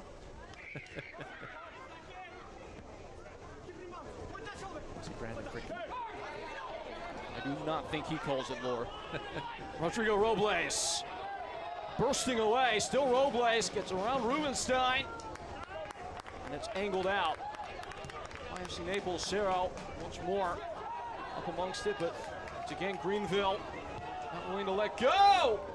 Chapo Herrera licensed to shoot, and of course it did not land where he wanted, but we love the confidence, I guess, from Chapa. Never a man lacking in that department. Very true. And a goal in South Florida. Tormenta have equalized against Miami. See, Miami do need that win if they're to have any chance of getting out of this group. Or will not do it for them. Batted around and out for a throw. This, of course, was one of the more interesting groups just because of the parity in terms of the teams in this particular pot, with 3 of them being from League One and 3 of them being from the championship. Yeah, I think coming into this group, I think everybody expected Charleston to be the heavy favorite. They haven't won a game yet. First team to bow out. When Naples got off to that hot start, they find themselves second from bottom. And Rowdy's obviously having a horrid season. Miami playing better. Greenville, a roller coaster season. Tormenta not playing particularly well, but still 4 teams in the mix as things stand. Approaching halftime, Charleston still 0-0 there. Dom Casciano at the reins for Tampa Bay. He started this competition with a different team, Union Omaha. Not cup tied? It's a good question. Doesn't count for managers, I don't think. Take a look at the stats from that game. Tampa Bay 4 shots to 2. High in the air. It's a seal with the beach ball on the head for Leo Castro, who flips one towards goal. It was dainty. It really was delicious, but Joel Serrano was there the entire way. Charleston with a .08 XG at the break. Not exactly what Greenville fans will be wanting to see, especially with the strong lineup that Ben Cameron put up. Sims onto one.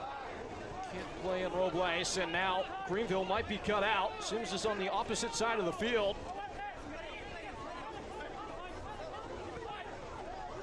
Centrally for Purpa. Sims retreating off. The ball is played into his vacancy. Well dealt with. It looked like that was Zane Bub who got in. Pascal Corvinal still pressing. In behind is Siobhan Marsh. Castro in the middle. Marsh goes it himself. It's saved by Serrano. Castro made the run to the near post. Siobhan Marsh, I think, was looking for him to go far post. Watch the run of Castro here. Should have perhaps faked to the near post and then gone to that spot there that was nobody in the middle. Siobhan Marsh decided to go on his own as a result. The right decision in the end. Good save for Serrano. He has scored in 2 of his last 3. Siobhan Marsh facilitated that winning of the penalty to put Greenville ahead in their last one against Richmond Kickers. Had the right to maybe take aim himself, but it's another nearly moment for Greenville, who at least are trying the target in this half.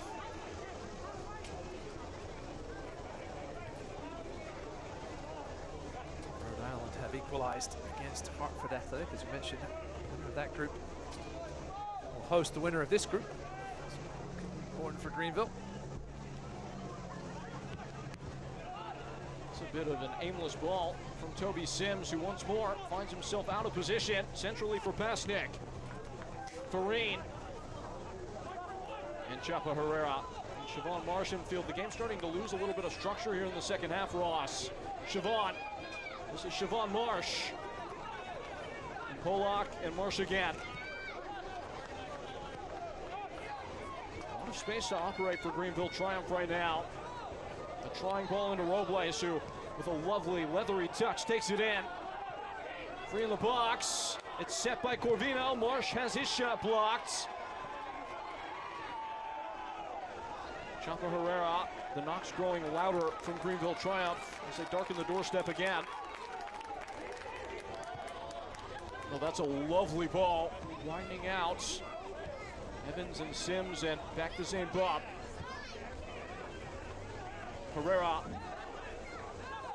poking, prodding Leo Castro, and Herrera on the 1-2.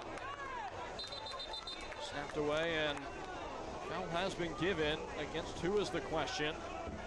Maybe a player's just gone down. The referee, it is within his purview to stop it. It is Andres Farine.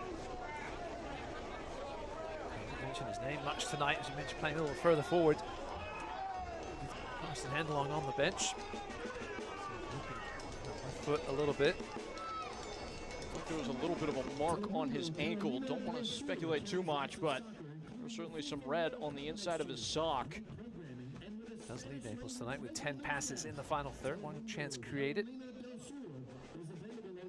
As we mentioned, the firepower on the Naples bench. Heckenberg, Handelong. Jake Dengler, I think, is fourth in shots taken by Naples players this year, despite being a center back. He is a weapon with his head. Cisneros, we saw what he could do from distance last weekend. See how long Matt Poland decides to make changes. There isn't much congestion immediately for them, but some coming in the near weeks. As for now, it's Rodrigo Robles. He is just a spot of brightness for this Greenville outfit. As it trickles out for another throw-in. Looking for his buddy Leo Castro again there. Just not enough loft on that cross. Tormenta now 2-1 lead at Miami FC. Wow. Things change in a hurry. Brendan Fricke! Brendan Fricke deflected. He is, in the words of his manager, the alpha male in this dressing room. He was trying to fashion himself the protagonist, the captain.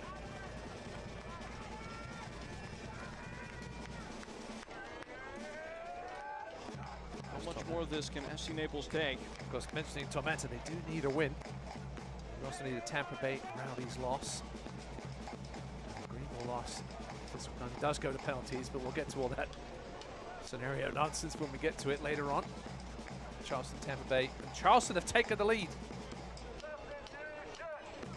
4th minute of stoppage time across the state.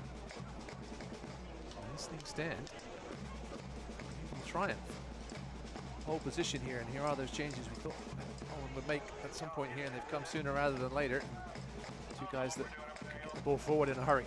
I mentioned Julian Cisneros had that banger against AV Alta, has also scored in this competition in the Jägermeister Cup, that coming against Miami FC. And Chris Heckenberg deployed as well. He will add some much needed stability in the center of the park. The debut is done for Thomas Rittendale, and you would say that given a short runway, that's pretty impressive from him today. Yeah, Heckenberg also capable of playing at the back as well as in the midfield. We've seen him do that of late. He's just a fullback in some recent engagements.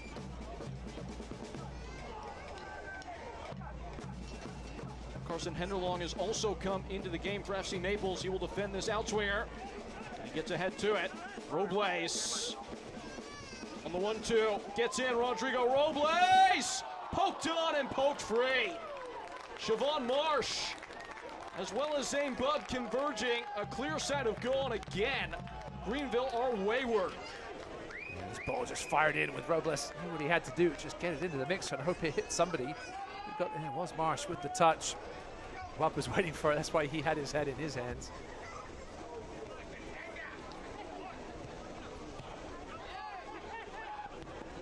Rubenstein, that's a clever ball to pry into space. Connor Evans, an arresting tackle to take it back. Corvino and Castro swiveling. Castro is bound up and dispossessed by Heckenberg and gets it right back. Siobhan Marsh. And poked free by Rodolfo Zulia. Retained by Connor Evans. Greenville, a dog with a ball. Robles with runway. Still Rodrigo Robles splitting two, goes down. It is a point to the spot. In back-to-back weeks, Rodrigo Robles winning a spot kick in Greenville put themselves on course to take the group lead from 12 yards. Become a trademark of this man, Rodrigo Robles, with those quick feet, just getting people off balance. Oof, I'm not sure how much there was in that one. Taylor Pasnik left his foot out there, though. Made referee Mohammed Hassan make a decision. So the question now becomes who will take it. Chapa Herrera last time, and Toby Sims is up there now. Look, he's handing it over to Chapa Herrera. Maybe just the big man protecting the ball. Chapa Herrera scored a penalty in the last game. That was against Richmond Kickers. He scored 2 in the last 3.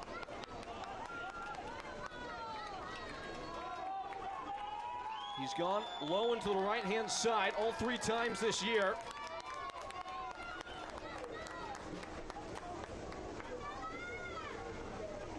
There's always the question, right? Do you stick with what's brought you success, or do you have to assume that Serrano's done his homework? Joel Serrano only in his 2nd start for the club is the obstacle. Greenville can certainly take the inside track if they can convert.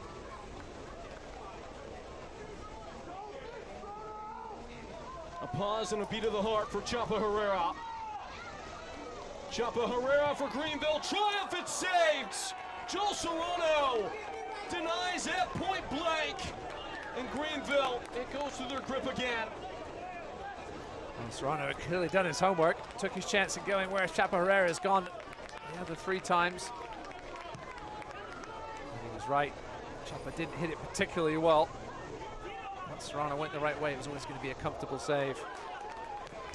I'd love to take another look at that if we get a moment. It did not look like Joel Serrano was on the line or even close when it was kicked. Interesting. I don't think it really mattered in the grand scheme of things. So it wasn't a particularly well taken penalty by Herrera. We've seen him take better ones.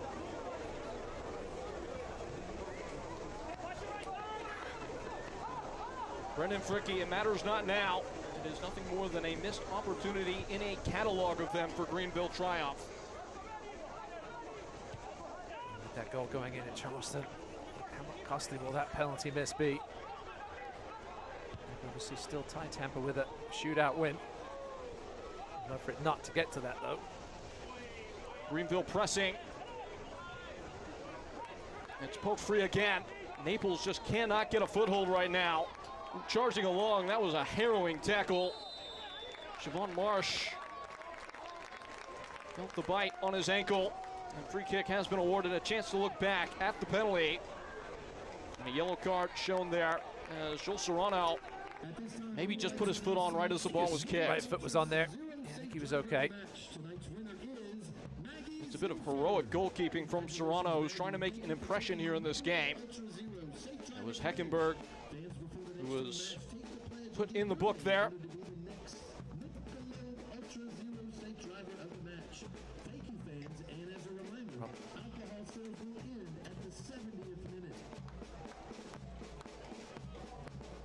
This is an important free kick. It is in shooting distance for sure. You would have to be quite bold, but it is within the realm of possibility. And in this moment of pause, fans, don't miss the action. Secure tickets today at TriumphTix.com. Away for a while after this for Greenville, but a chance to make a memory here on the night in the Jägermeister Cup. It's a well-delivered ball, measured in, it's off the bar. It may not have counted anyway. The goalkeeper interfered with at the last. Castro was offside on the original delivery. Toby Sims wasn't offside, and he was just lurking behind him. We'll take another look at it here. Keep an eye on Toby Sims here. He may not have got there. I think Serrano would have beaten him to the ball. Castro just drifting behind the last defender before that delivery. What a lovely delivery it was from Evans once again.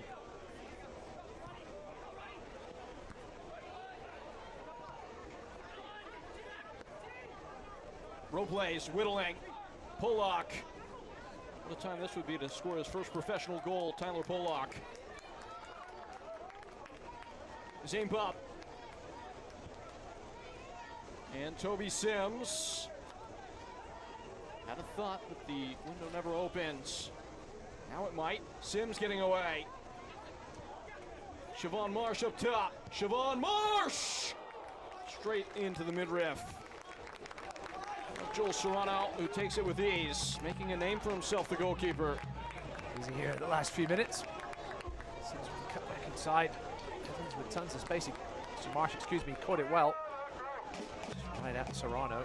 We are at the half in Charleston, 1-0 lead for the Battery. Robert Castellanos' own goal late in that first half. Seth Corman called into action. He hasn't been requested of much today. Corvino and Marsh. His name in a long time. It's a steadying first touch from Rodrigo Robles. Trying to arrive in style in the pivotal moment. Gets away from Rubenstein. Still Robles! Would have been one for the memory. Naples defenders backing away because of that last penalty decision by referee Hassan. Berg didn't want to stick his foot in there. Fernandez just kind of got in the way, and that was enough in the end to distract that man Robles as he put it sit wide. That said, he has taken his game to a special place. The last month and a half, he was giving Oscar Rubenstein a real run for his money. And Siobhan Marsh has the pace to get in behind. The flag is down. Siobhan Marsh still the Jamaican. Siobhan Marsh! Greenville! They are the ones leading the pack now. Siobhan Marsh, the Jamaican, jams one home. And from a goal down early, the Triumph right on track now.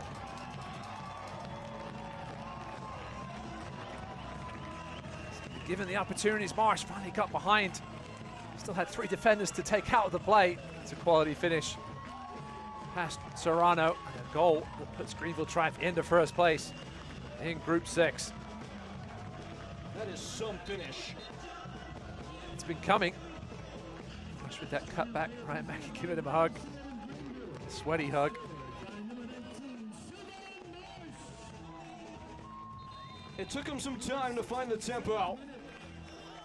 He is making a home in these colors now, though. 3 goals and 4 for him and Siobhan Marsh. Small in stature, a massive moment. On a day for decision, Greenville have made theirs. They have hit the gear, and despite the missed chances, finding a way in front of FC Naples. And into the inside track in Group 6. As it stands, Greenville progress. With these substitutions brought on by Matt Poland, and now down a goal. You have to think Naples are going to try and throw everything at this from here on out. Greenville back 4. Had a relatively quiet night, but they'll have to wake up here because the likes of Hendelong, etc., are going to be bearing down their throats. And it's a whole raft of changes. Some bigness and boldness in the form of Ropapa Mensah. His Red Wolves teammate from the year prior has been the man for deliverance.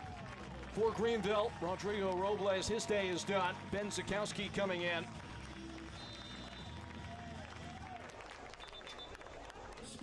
Ben Zakowski is the upstate spine and sport adjustment of the match as the game state violently adjusted just before his introduction. Fresh legs up top for Rick Wright. He's finding 21 plus minutes.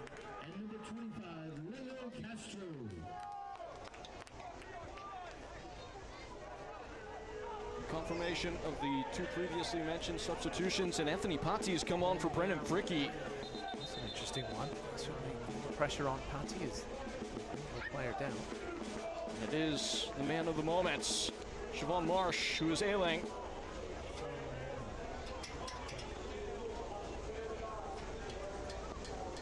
Davis with another assist on that Marsh goal. Let's take a look at what happened here. Actually, yeah, just a loose elbow from Cisneros, who's certainly not afraid to throw his weight around. Did that especially last week against AVL. He was tugged around and pulled down and getting involved all sorts of ways physically.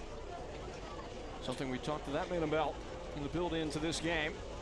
Cisneros' willingness to play through all that comes his way, whether that's being deployed on the left or the right. His fight to come through in the big moments. He might be asked to provide another. His side now down. First time they've been there in the 68 minutes that followed their goal to go ahead. Not 2 minutes gone. How about that, though? Siobhan Marsh didn't get that full run in the preseason as his side tried to cobble together the roster, had some late arrivers. He has found his stride in a massive way, though, for Greenville, and really reinvigorated an attack that was struggling throughout the first two-thirds of the year. I'm sure he'd love to see his former Red Wolves teammate Rapapa Mensah get going as well. Obviously stuck behind Leo Castro. He's never going to be guaranteed many minutes, but see if they can find what would be another crucial goal. Give Greenville a 2-goal cushion here.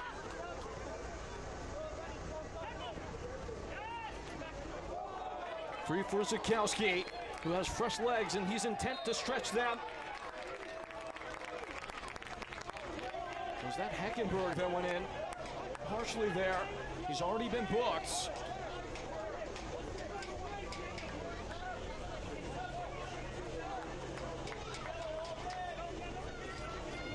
A risky challenge from Heckenberg here because he was more clumsy landing. I think he just lost his footing and ended up falling onto Ben Zakowski. Beneficiary of that call. Madison now down 1-0 to Birmingham. Madison needed a miracle to get out of that group anyway.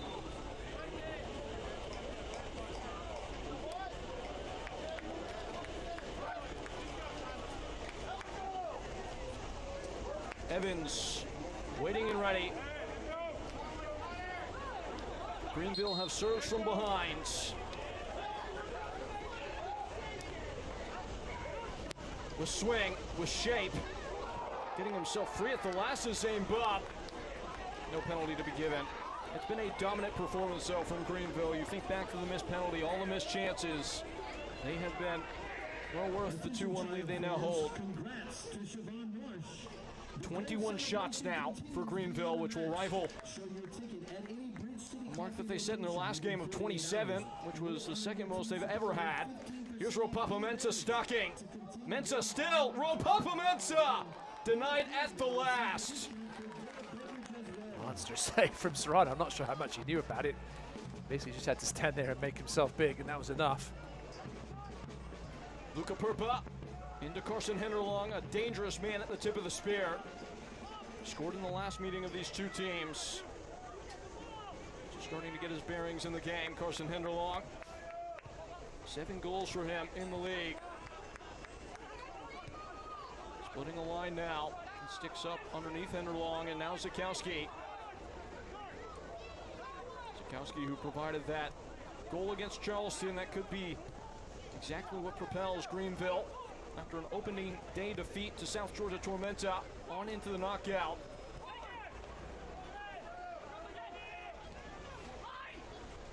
Zakowski letting it run. It's nifty.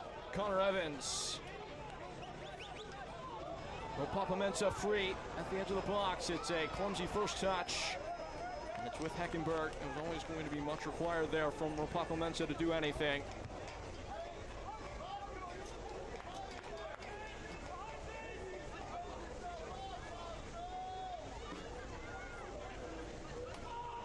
An hour and a quarter gone. Gustavo Fernandez. At what point do Greenville start to shut up shop, bunker in a little bit? Charlotte still up 2-0 Richmond, unfortunately for them, Birmingham have the lead against Madison, which gives Birmingham 10 points to Charlotte's 9 in their search for a wild card spot. Can't watch the match? Turn on Sirius XM FC 157, North America's only 24/7 source for engaging soccer talk, including USL All Access. That's on Tuesday nights, plus your live matches from the USL, MLS Premier League, and more on Sirius XM FC and the Sirius XM app. Might be a late night for Charlotte fans. Monterey Bay playing later on. They currently have 6 points. Phoenix Rising cannot beat 7. New Mexico currently have 6. They can also get to 9. We can get 2 teams through. Ropapa Mensah. Angling. Arrowing. Ropapa Mensah has gotten it all wrong. It was all great until the finish. Yeah, frustrating there for Mensah. Found himself in tons of space. Normally a spot where he can do some damage, but that shot was wayward.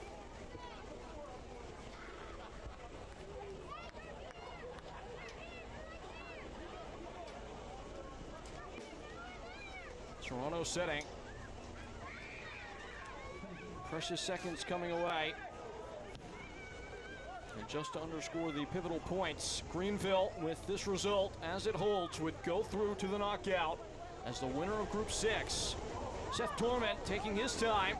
Nearly gave it away, but it falls into the path of Siobhan Marsh and Connor Evans. With a full stride on the burst, it's Toby Sims. Up and away. Sims with a cross. And Serrano puts an end to any mischief. Toby Sims just could have taken a touch there, but I think he was running out of gas. Remember, this man played a full season in England before coming over here. Pretty cramp here. I don't know how that feels, those of us that have played sports. Fernandez just with the extra stretch, he's trying to go down there. Sims didn't even look up, he was just trying to hook it back. Hopefully, and see who was on the end of it in the box. Gustavo Fernandez being stretched out. He's not seen extensive action at the back for Matt Poland. Hasn't played in the last 5 games in all competitions, only once in the last 8. There it is, Matt Poland. His side now trailing, trying to find the best plan to move forward. Siobhan Marsh, most recently, prior to him, Leo Castro, importantly, right before the half, getting it back even. Those 2 players have positioned Greenville where they sit now with a real sizable chance to do something special.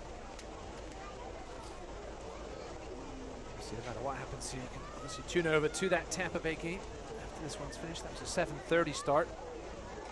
Still be a good half hour left in that one after this one is complete. As we switch over here on ESPN Plus.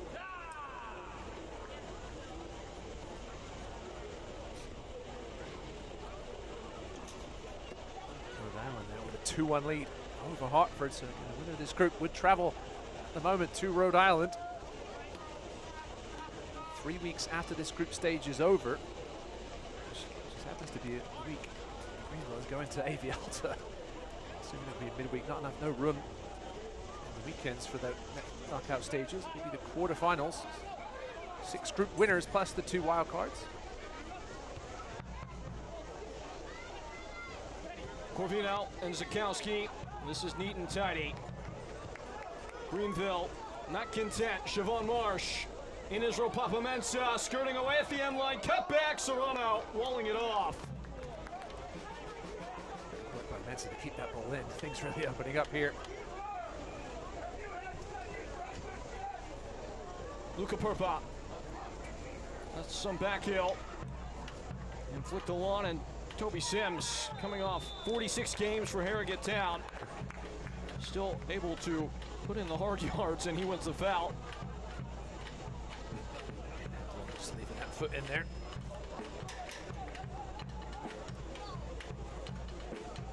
USL Championship and League One are on the CBS Sports and ESPN platforms all season long. Catch live matches and expert analysis every day on the CBS Sports Golazo Network and ESPN Plus. Go to USLChampionship.com or USLLeague1.com. Complete TV listings. Chested down. by Mensah. Corvino. Not said that sentence very much this year. Ball in from Marsh. And glanced away. Another shot added to the stat total, but nothing more. A heap of missed chances on the day as DJ Benton is being injected into the game for Tyler Pollock. Benton certainly more of a right back by trade, but can play on the left side if needed. Looks like that's where he'll go tonight. Provide some fresh legs as they're underway in the second half in Charleston. We'll keep you abreast of the situation there over the next 10+ minutes or so. Greenville a little bit fragile at the back with their captain Brendan Fricke out of the game, had to come out earlier. Was Cliff noted in the moment after the goal to go ahead. See if Naples can apply any pressure to Anthony Potty as he lets this ball find the feet of Seth Torment.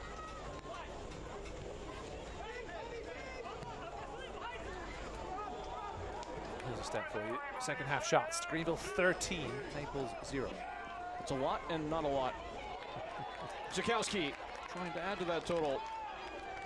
Chapo Herrera and Corvino, who's played very well after having to come on only 30 minutes into the game. In by Sims. Away from Zakowski, and it will be a goal kick. Tune in to the Triumph's next home match at 7 p.m. on Saturday, August 23rd. That's against Texoma FC, a rematch of an earlier game. Greenville falling on the road to Texoma.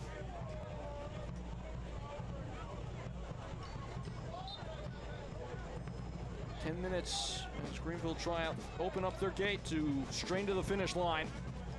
Greenville obviously opened the season with a lot of home games, so we'll make those up with 3 now on the road in a row coming up after this one.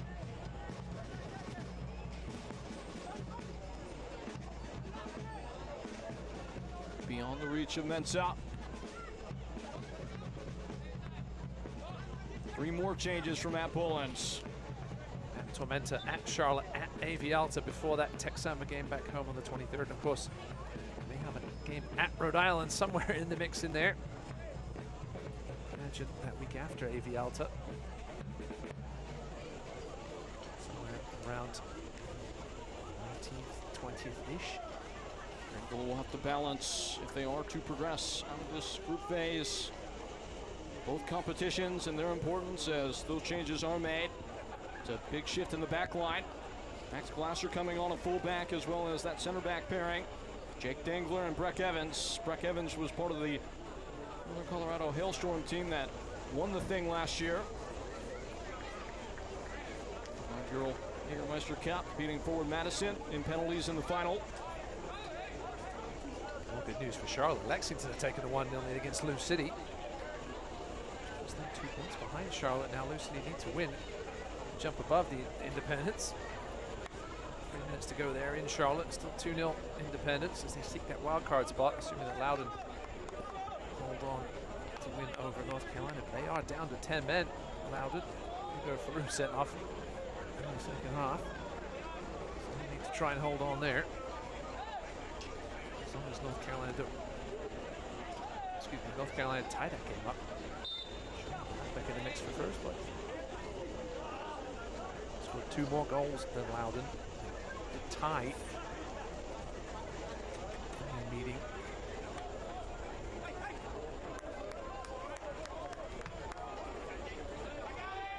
Back in motion now. Chapo Herrera twisting away from Roscoe Rubenstein. Substitutions for FC Driving. Men in the box. Connor Evans on the right page of the script in that final ball. Rick Wright has to be happy with how his team has responded. Falling behind, they've not had a lot of success getting points from less privileged positions.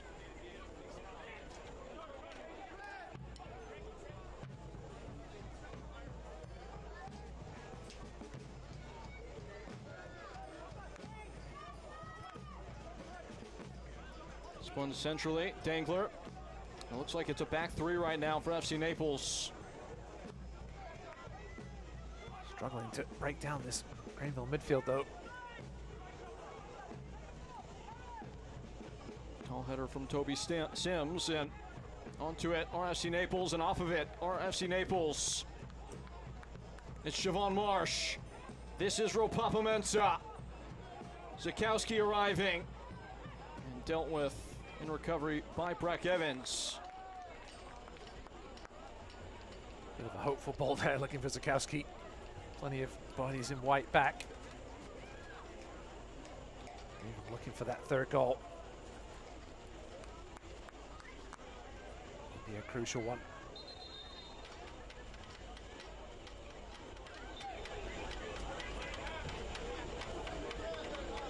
Sims steadying for the long throw. Hurling into the area. Hoisted away by Cisneros. Down by Sims. It skips back to him. 5 minutes from home and dry. That plus stoppage time for Greenville Triumph. They will have done their part. It will be in the hands of their in-state neighbor, Charleston Battery, from there.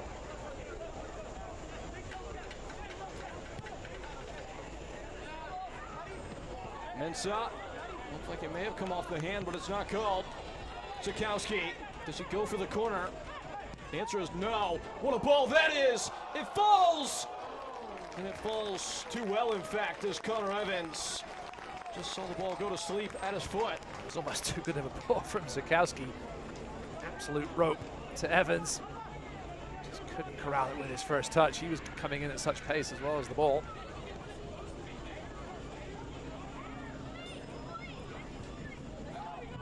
Papa Mensah hot on the heels. Breck Evans. Siobhan Marsh pinning him up against the touchline. Another stiff header from Toby Sims. Marsh is offside, so he won't touch it. It's a throw into cup.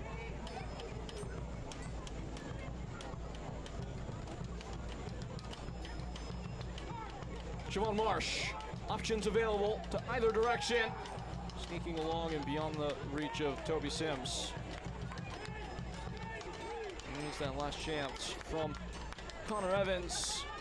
Has crashed the party. Zakowski looking up, locating his friend, and it just hit the laces and thudded away. There's a Connor Evans style pass. Well, a little wayward there.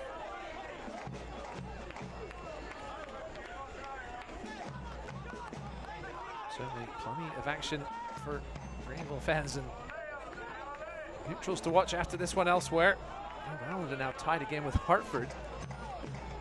For the second goal, down a man. Should also mention Greenville have extra incentive to chase on because they could get out as the wild card, and in that case, goals for could be crucial. In fact, they could be helpful in the group as is. They are an important tiebreaker as well. DJ Benton does his best, and that's some good work from him to whittle away as much clock as he can.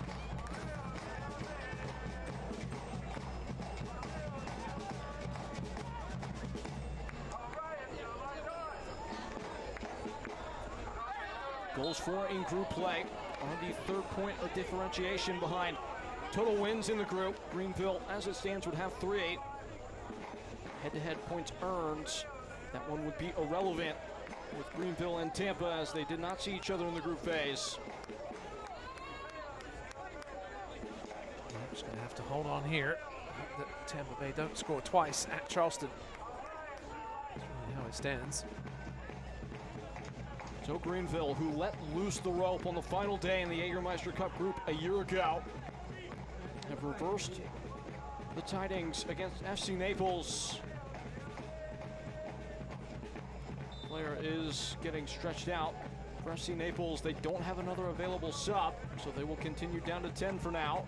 And a cross frame.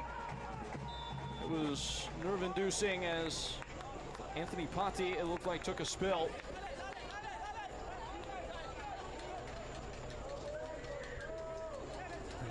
Still seeking their first shot of the second half. I'm sure Patti will take his time here. And his teammates to catch a breath. Ooh.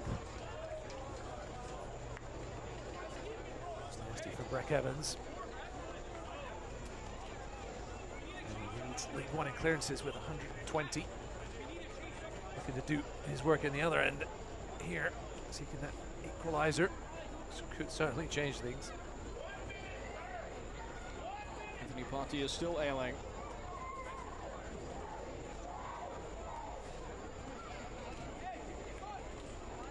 He's going to come over and make sure that no time is being wasted.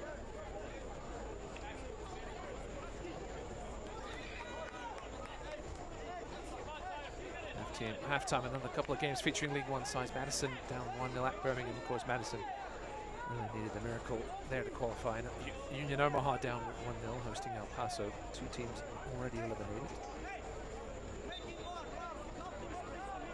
They've been keeping the watch running. Stoppage time. That's all there is left. Waiting on that board to pop up and tell us it will be 6 minutes of stoppage time. The fourth official has indicated 6 minutes of stoppage time. That is what Greenville must traverse.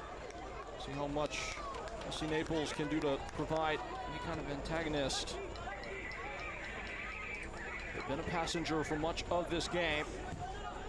24 shots to 3. Just been really disappointing from Naples since these substitutions, which came early in this second half. Put on plenty of firepower, but really haven't been able to do anything in the final third. Mensah using that frame, takes it in tilt, smartly over to Chapa Herrera, who's a bit casual with the ball. He's lost it now. Henderlong still somersaulting. Patti's in for it. Foul is given against FC Naples. Tick, tick, tick, tick. Charlotte made it 3-0 against Richmond. That could be a very important goal.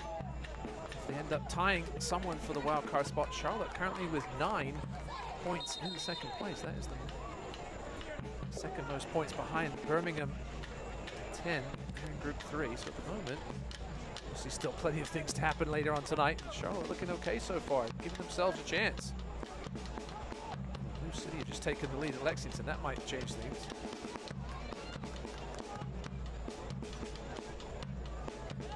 Well, that is a gnarly collision. Nothing malicious in it, but DJ Benton went straight into the back of Heckenberg. Who's down and doing his best to get back up. Oof.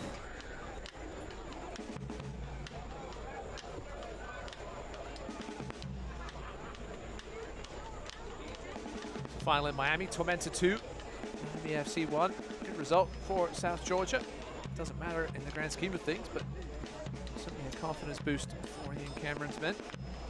Charlotte have finished off that Richmond win 3-0 over the Kickers, but a goal for Louisville. They went down 1-0, Blue City. Less than 20 minutes left, and I think could cost Charlotte second place in Group 5. Let's see once the live standings update is Evan Lee. Evan Lee comes on, the most experienced player in the history of USL League One, the appearance leader. He will be injected into the contest now.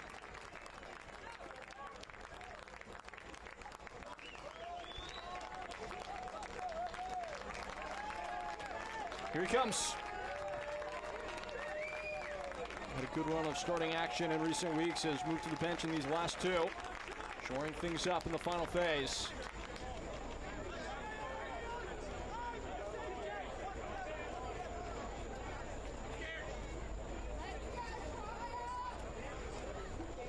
Ian Garrett presiding over a free kick.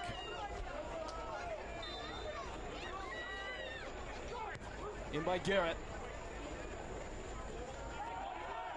It's out. It's a corner kick. Tyler Pasnick is back in the game after having to come off for a moment. It looks like he will retrieve for the corner.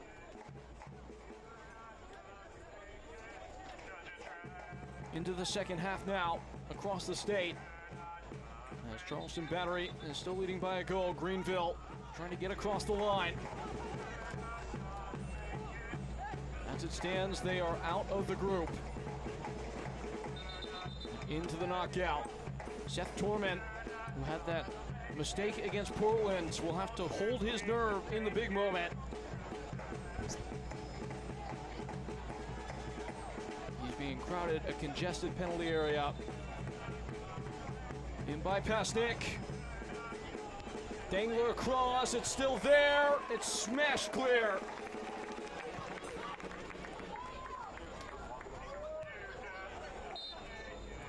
And foul is awarded. Might be a little bit of a cheap one to give away if you're Greenville. That's frustrating. Right. Tearing his hair out. Still got plenty of it, thankfully. Well said. Ball in. It will fall to the wide side for a throw-in. Looks like Tyler Pasnik is really struggling.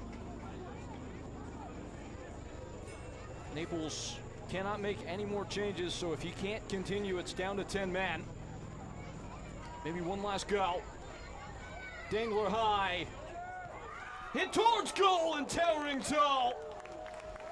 It was Rodolfo Sulia who muscled his way into a shot. Put the heart in the throat of Seth Torman, but nothing more.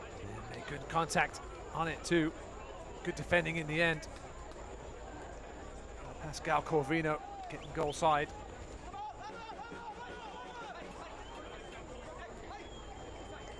Rhode Island 2-2. That game will go to penalties, but that shootout won't matter. So Rhode Island win Group 4. So Greenville hold on here. And we'll travel to Rhode Island should Tampa Bay not manage to upset Charleston on the road. First they have to get out of here. Over the top, Sims will chase it towards the end line. He'll be forced to play it. Puts his body in the way, and that's so well done, and that might just be it. That's for Charlotte. They're now tied for Lewis City, but 9 points and 8 goals for, but Greenville City with the extra win just finished off, so that means Charlotte are eliminated. Greenville triumph. Should not get two wildcard teams from the same group. Since Torben making sure everything is set here before this goal kick. Torment turns it away. The referee looks at the watch. A high header from Benton, out of play, allowed to continue. Off the head of Herrera, off the head of Henderlong, off the head of Heckenberg. Henderlong smartly wins the foul. It's a free kick. Naples can really ruin the party. Everybody up. It might include the goalkeeper. We'll see. It's Heckenberg as well as Ian Garrett. Naples have been deadly on set pieces this year. Dangler and Breck Evans and Henderlong. All above 6 foot tall. All at the ready. Seth Torman is as well, bouncing up and down. Garrett intervening. Or Greenville. It comes to a close. They fell behind in a blink. Wide awake now. Greenville triumph as it stands. Top Group 6. The Jägermeister Cup indeed. Now all Triumph fans become Charleston Battery fans for the next half hour. It is by the hand of that man, Siobhan Marsh. What could be a historic result for Greenville Triumph. Written in pen now. 2-1 is the final score. We will pick through the bones and anxiously await the results in Charleston when we come back. 2-1, the final.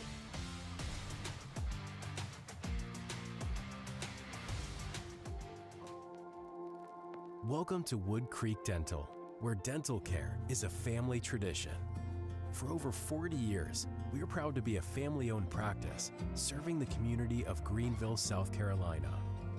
At Wood Creek Dental, we believe in quality care and exceptional service. Our experienced dentists and dedicated staff are committed to your oral health. We've invested in modern technology and have created a relaxing atmosphere for your comfort and peace of mind.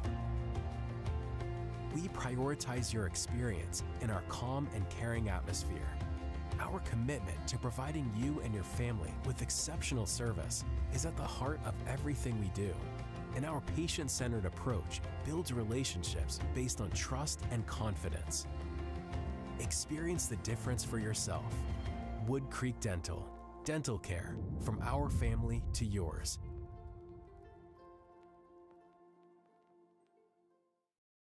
What exactly is a Sully steamer?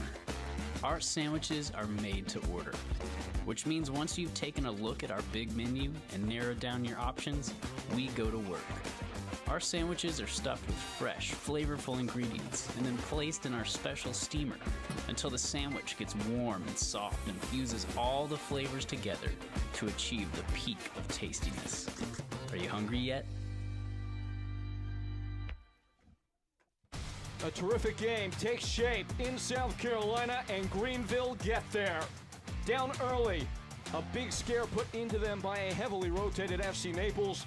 Triumph scored just ahead of the half, and then they score by way of Siobhan Marsh to take a 2-1 lead and take the day. How it happens, we revisit Peyton Gallagher. With Ross Davenport full-time highlights brought to you by GSP Airport. Greenville trying to get some travel in. Make their way into the next round. It did not start well, though. 8 changes for Naples, but you wouldn't know it. Beautiful delivery in. Finished by Pasnik. Wasn't much to shout about as a Naples fan after that, though, unfortunately. This really woke the whole thing up. It looked like Greenville were going to have a rough day at the office. A lot of nearly, not enough of this. Leo Castro pops up and provides. It's 1-1 just ahead of the half. Robles with a shimmy back to his right foot. Castro with a little reverse action to get away from Gustavo Fernandez. Finished by the veteran was Plum. Rodrigo Robles splitting defenders. He played so well today. Wins the penalty. Chapo Herrera unable to make good. What a save from Joel Serrano. It was not the hardest he will ever have to make, but composure to match conviction, and then on into the 67th. Greenville finally find their way ahead. Siobhan Marsh turning on the gas, getting on the end of this Rodrigo Robles ball over the top. And a quality finish with the left foot. And Serrano, that will be the difference in this one. So Greenville get their part done. This is what's going on in Charleston Battery. Their goal to make it 1-0. It falls across frame and finds side netting. Rubio Rabin tightly tuning one into the area, and that might be cued an own goal. Yeah, Castellanos with the own goal, and that's how things stand. Charleston currently leading Tampa Bay 1-0 with about 22 minutes plus to go. Live table as it sits, as we told you throughout the night, if results hold, Greenville Triumph will win Group 6 as a League One side. Really good sign for what this competition might offer in years to come. Sure, and their reward, should they end up winning this group, would be a trip to Rhode Island to take on the defending USL Championship Eastern Conference title holders. Greenville Triumph, they've done their job. The full-time stats that tell the story. 24 shots and 6 on target. Kind of a miracle Greenville did not get more from this. Yeah, disappointing second half for Naples, even with those offensive firepower substitutions in the second half. Just 1 second half shot. XG disappointing as well. As the group phase comes to its last words, Greenville Triumph able to secure the 3 points to put themselves in the catbird seat. Turn that dial, get on to that game in Charleston between Battery and Tampa Bay. Our day is done. Greenville Triumph take it over FC Naples. The final score 2-1 for our entire casting crew and my partner, Ross Davenport. I've been Peyton Gallagher, folks. We'll talk to you soon. This copyrighted telecast of the United Soccer League cannot be retransmitted, rebroadcast, or reproduced without the express written consent of the United Soccer League.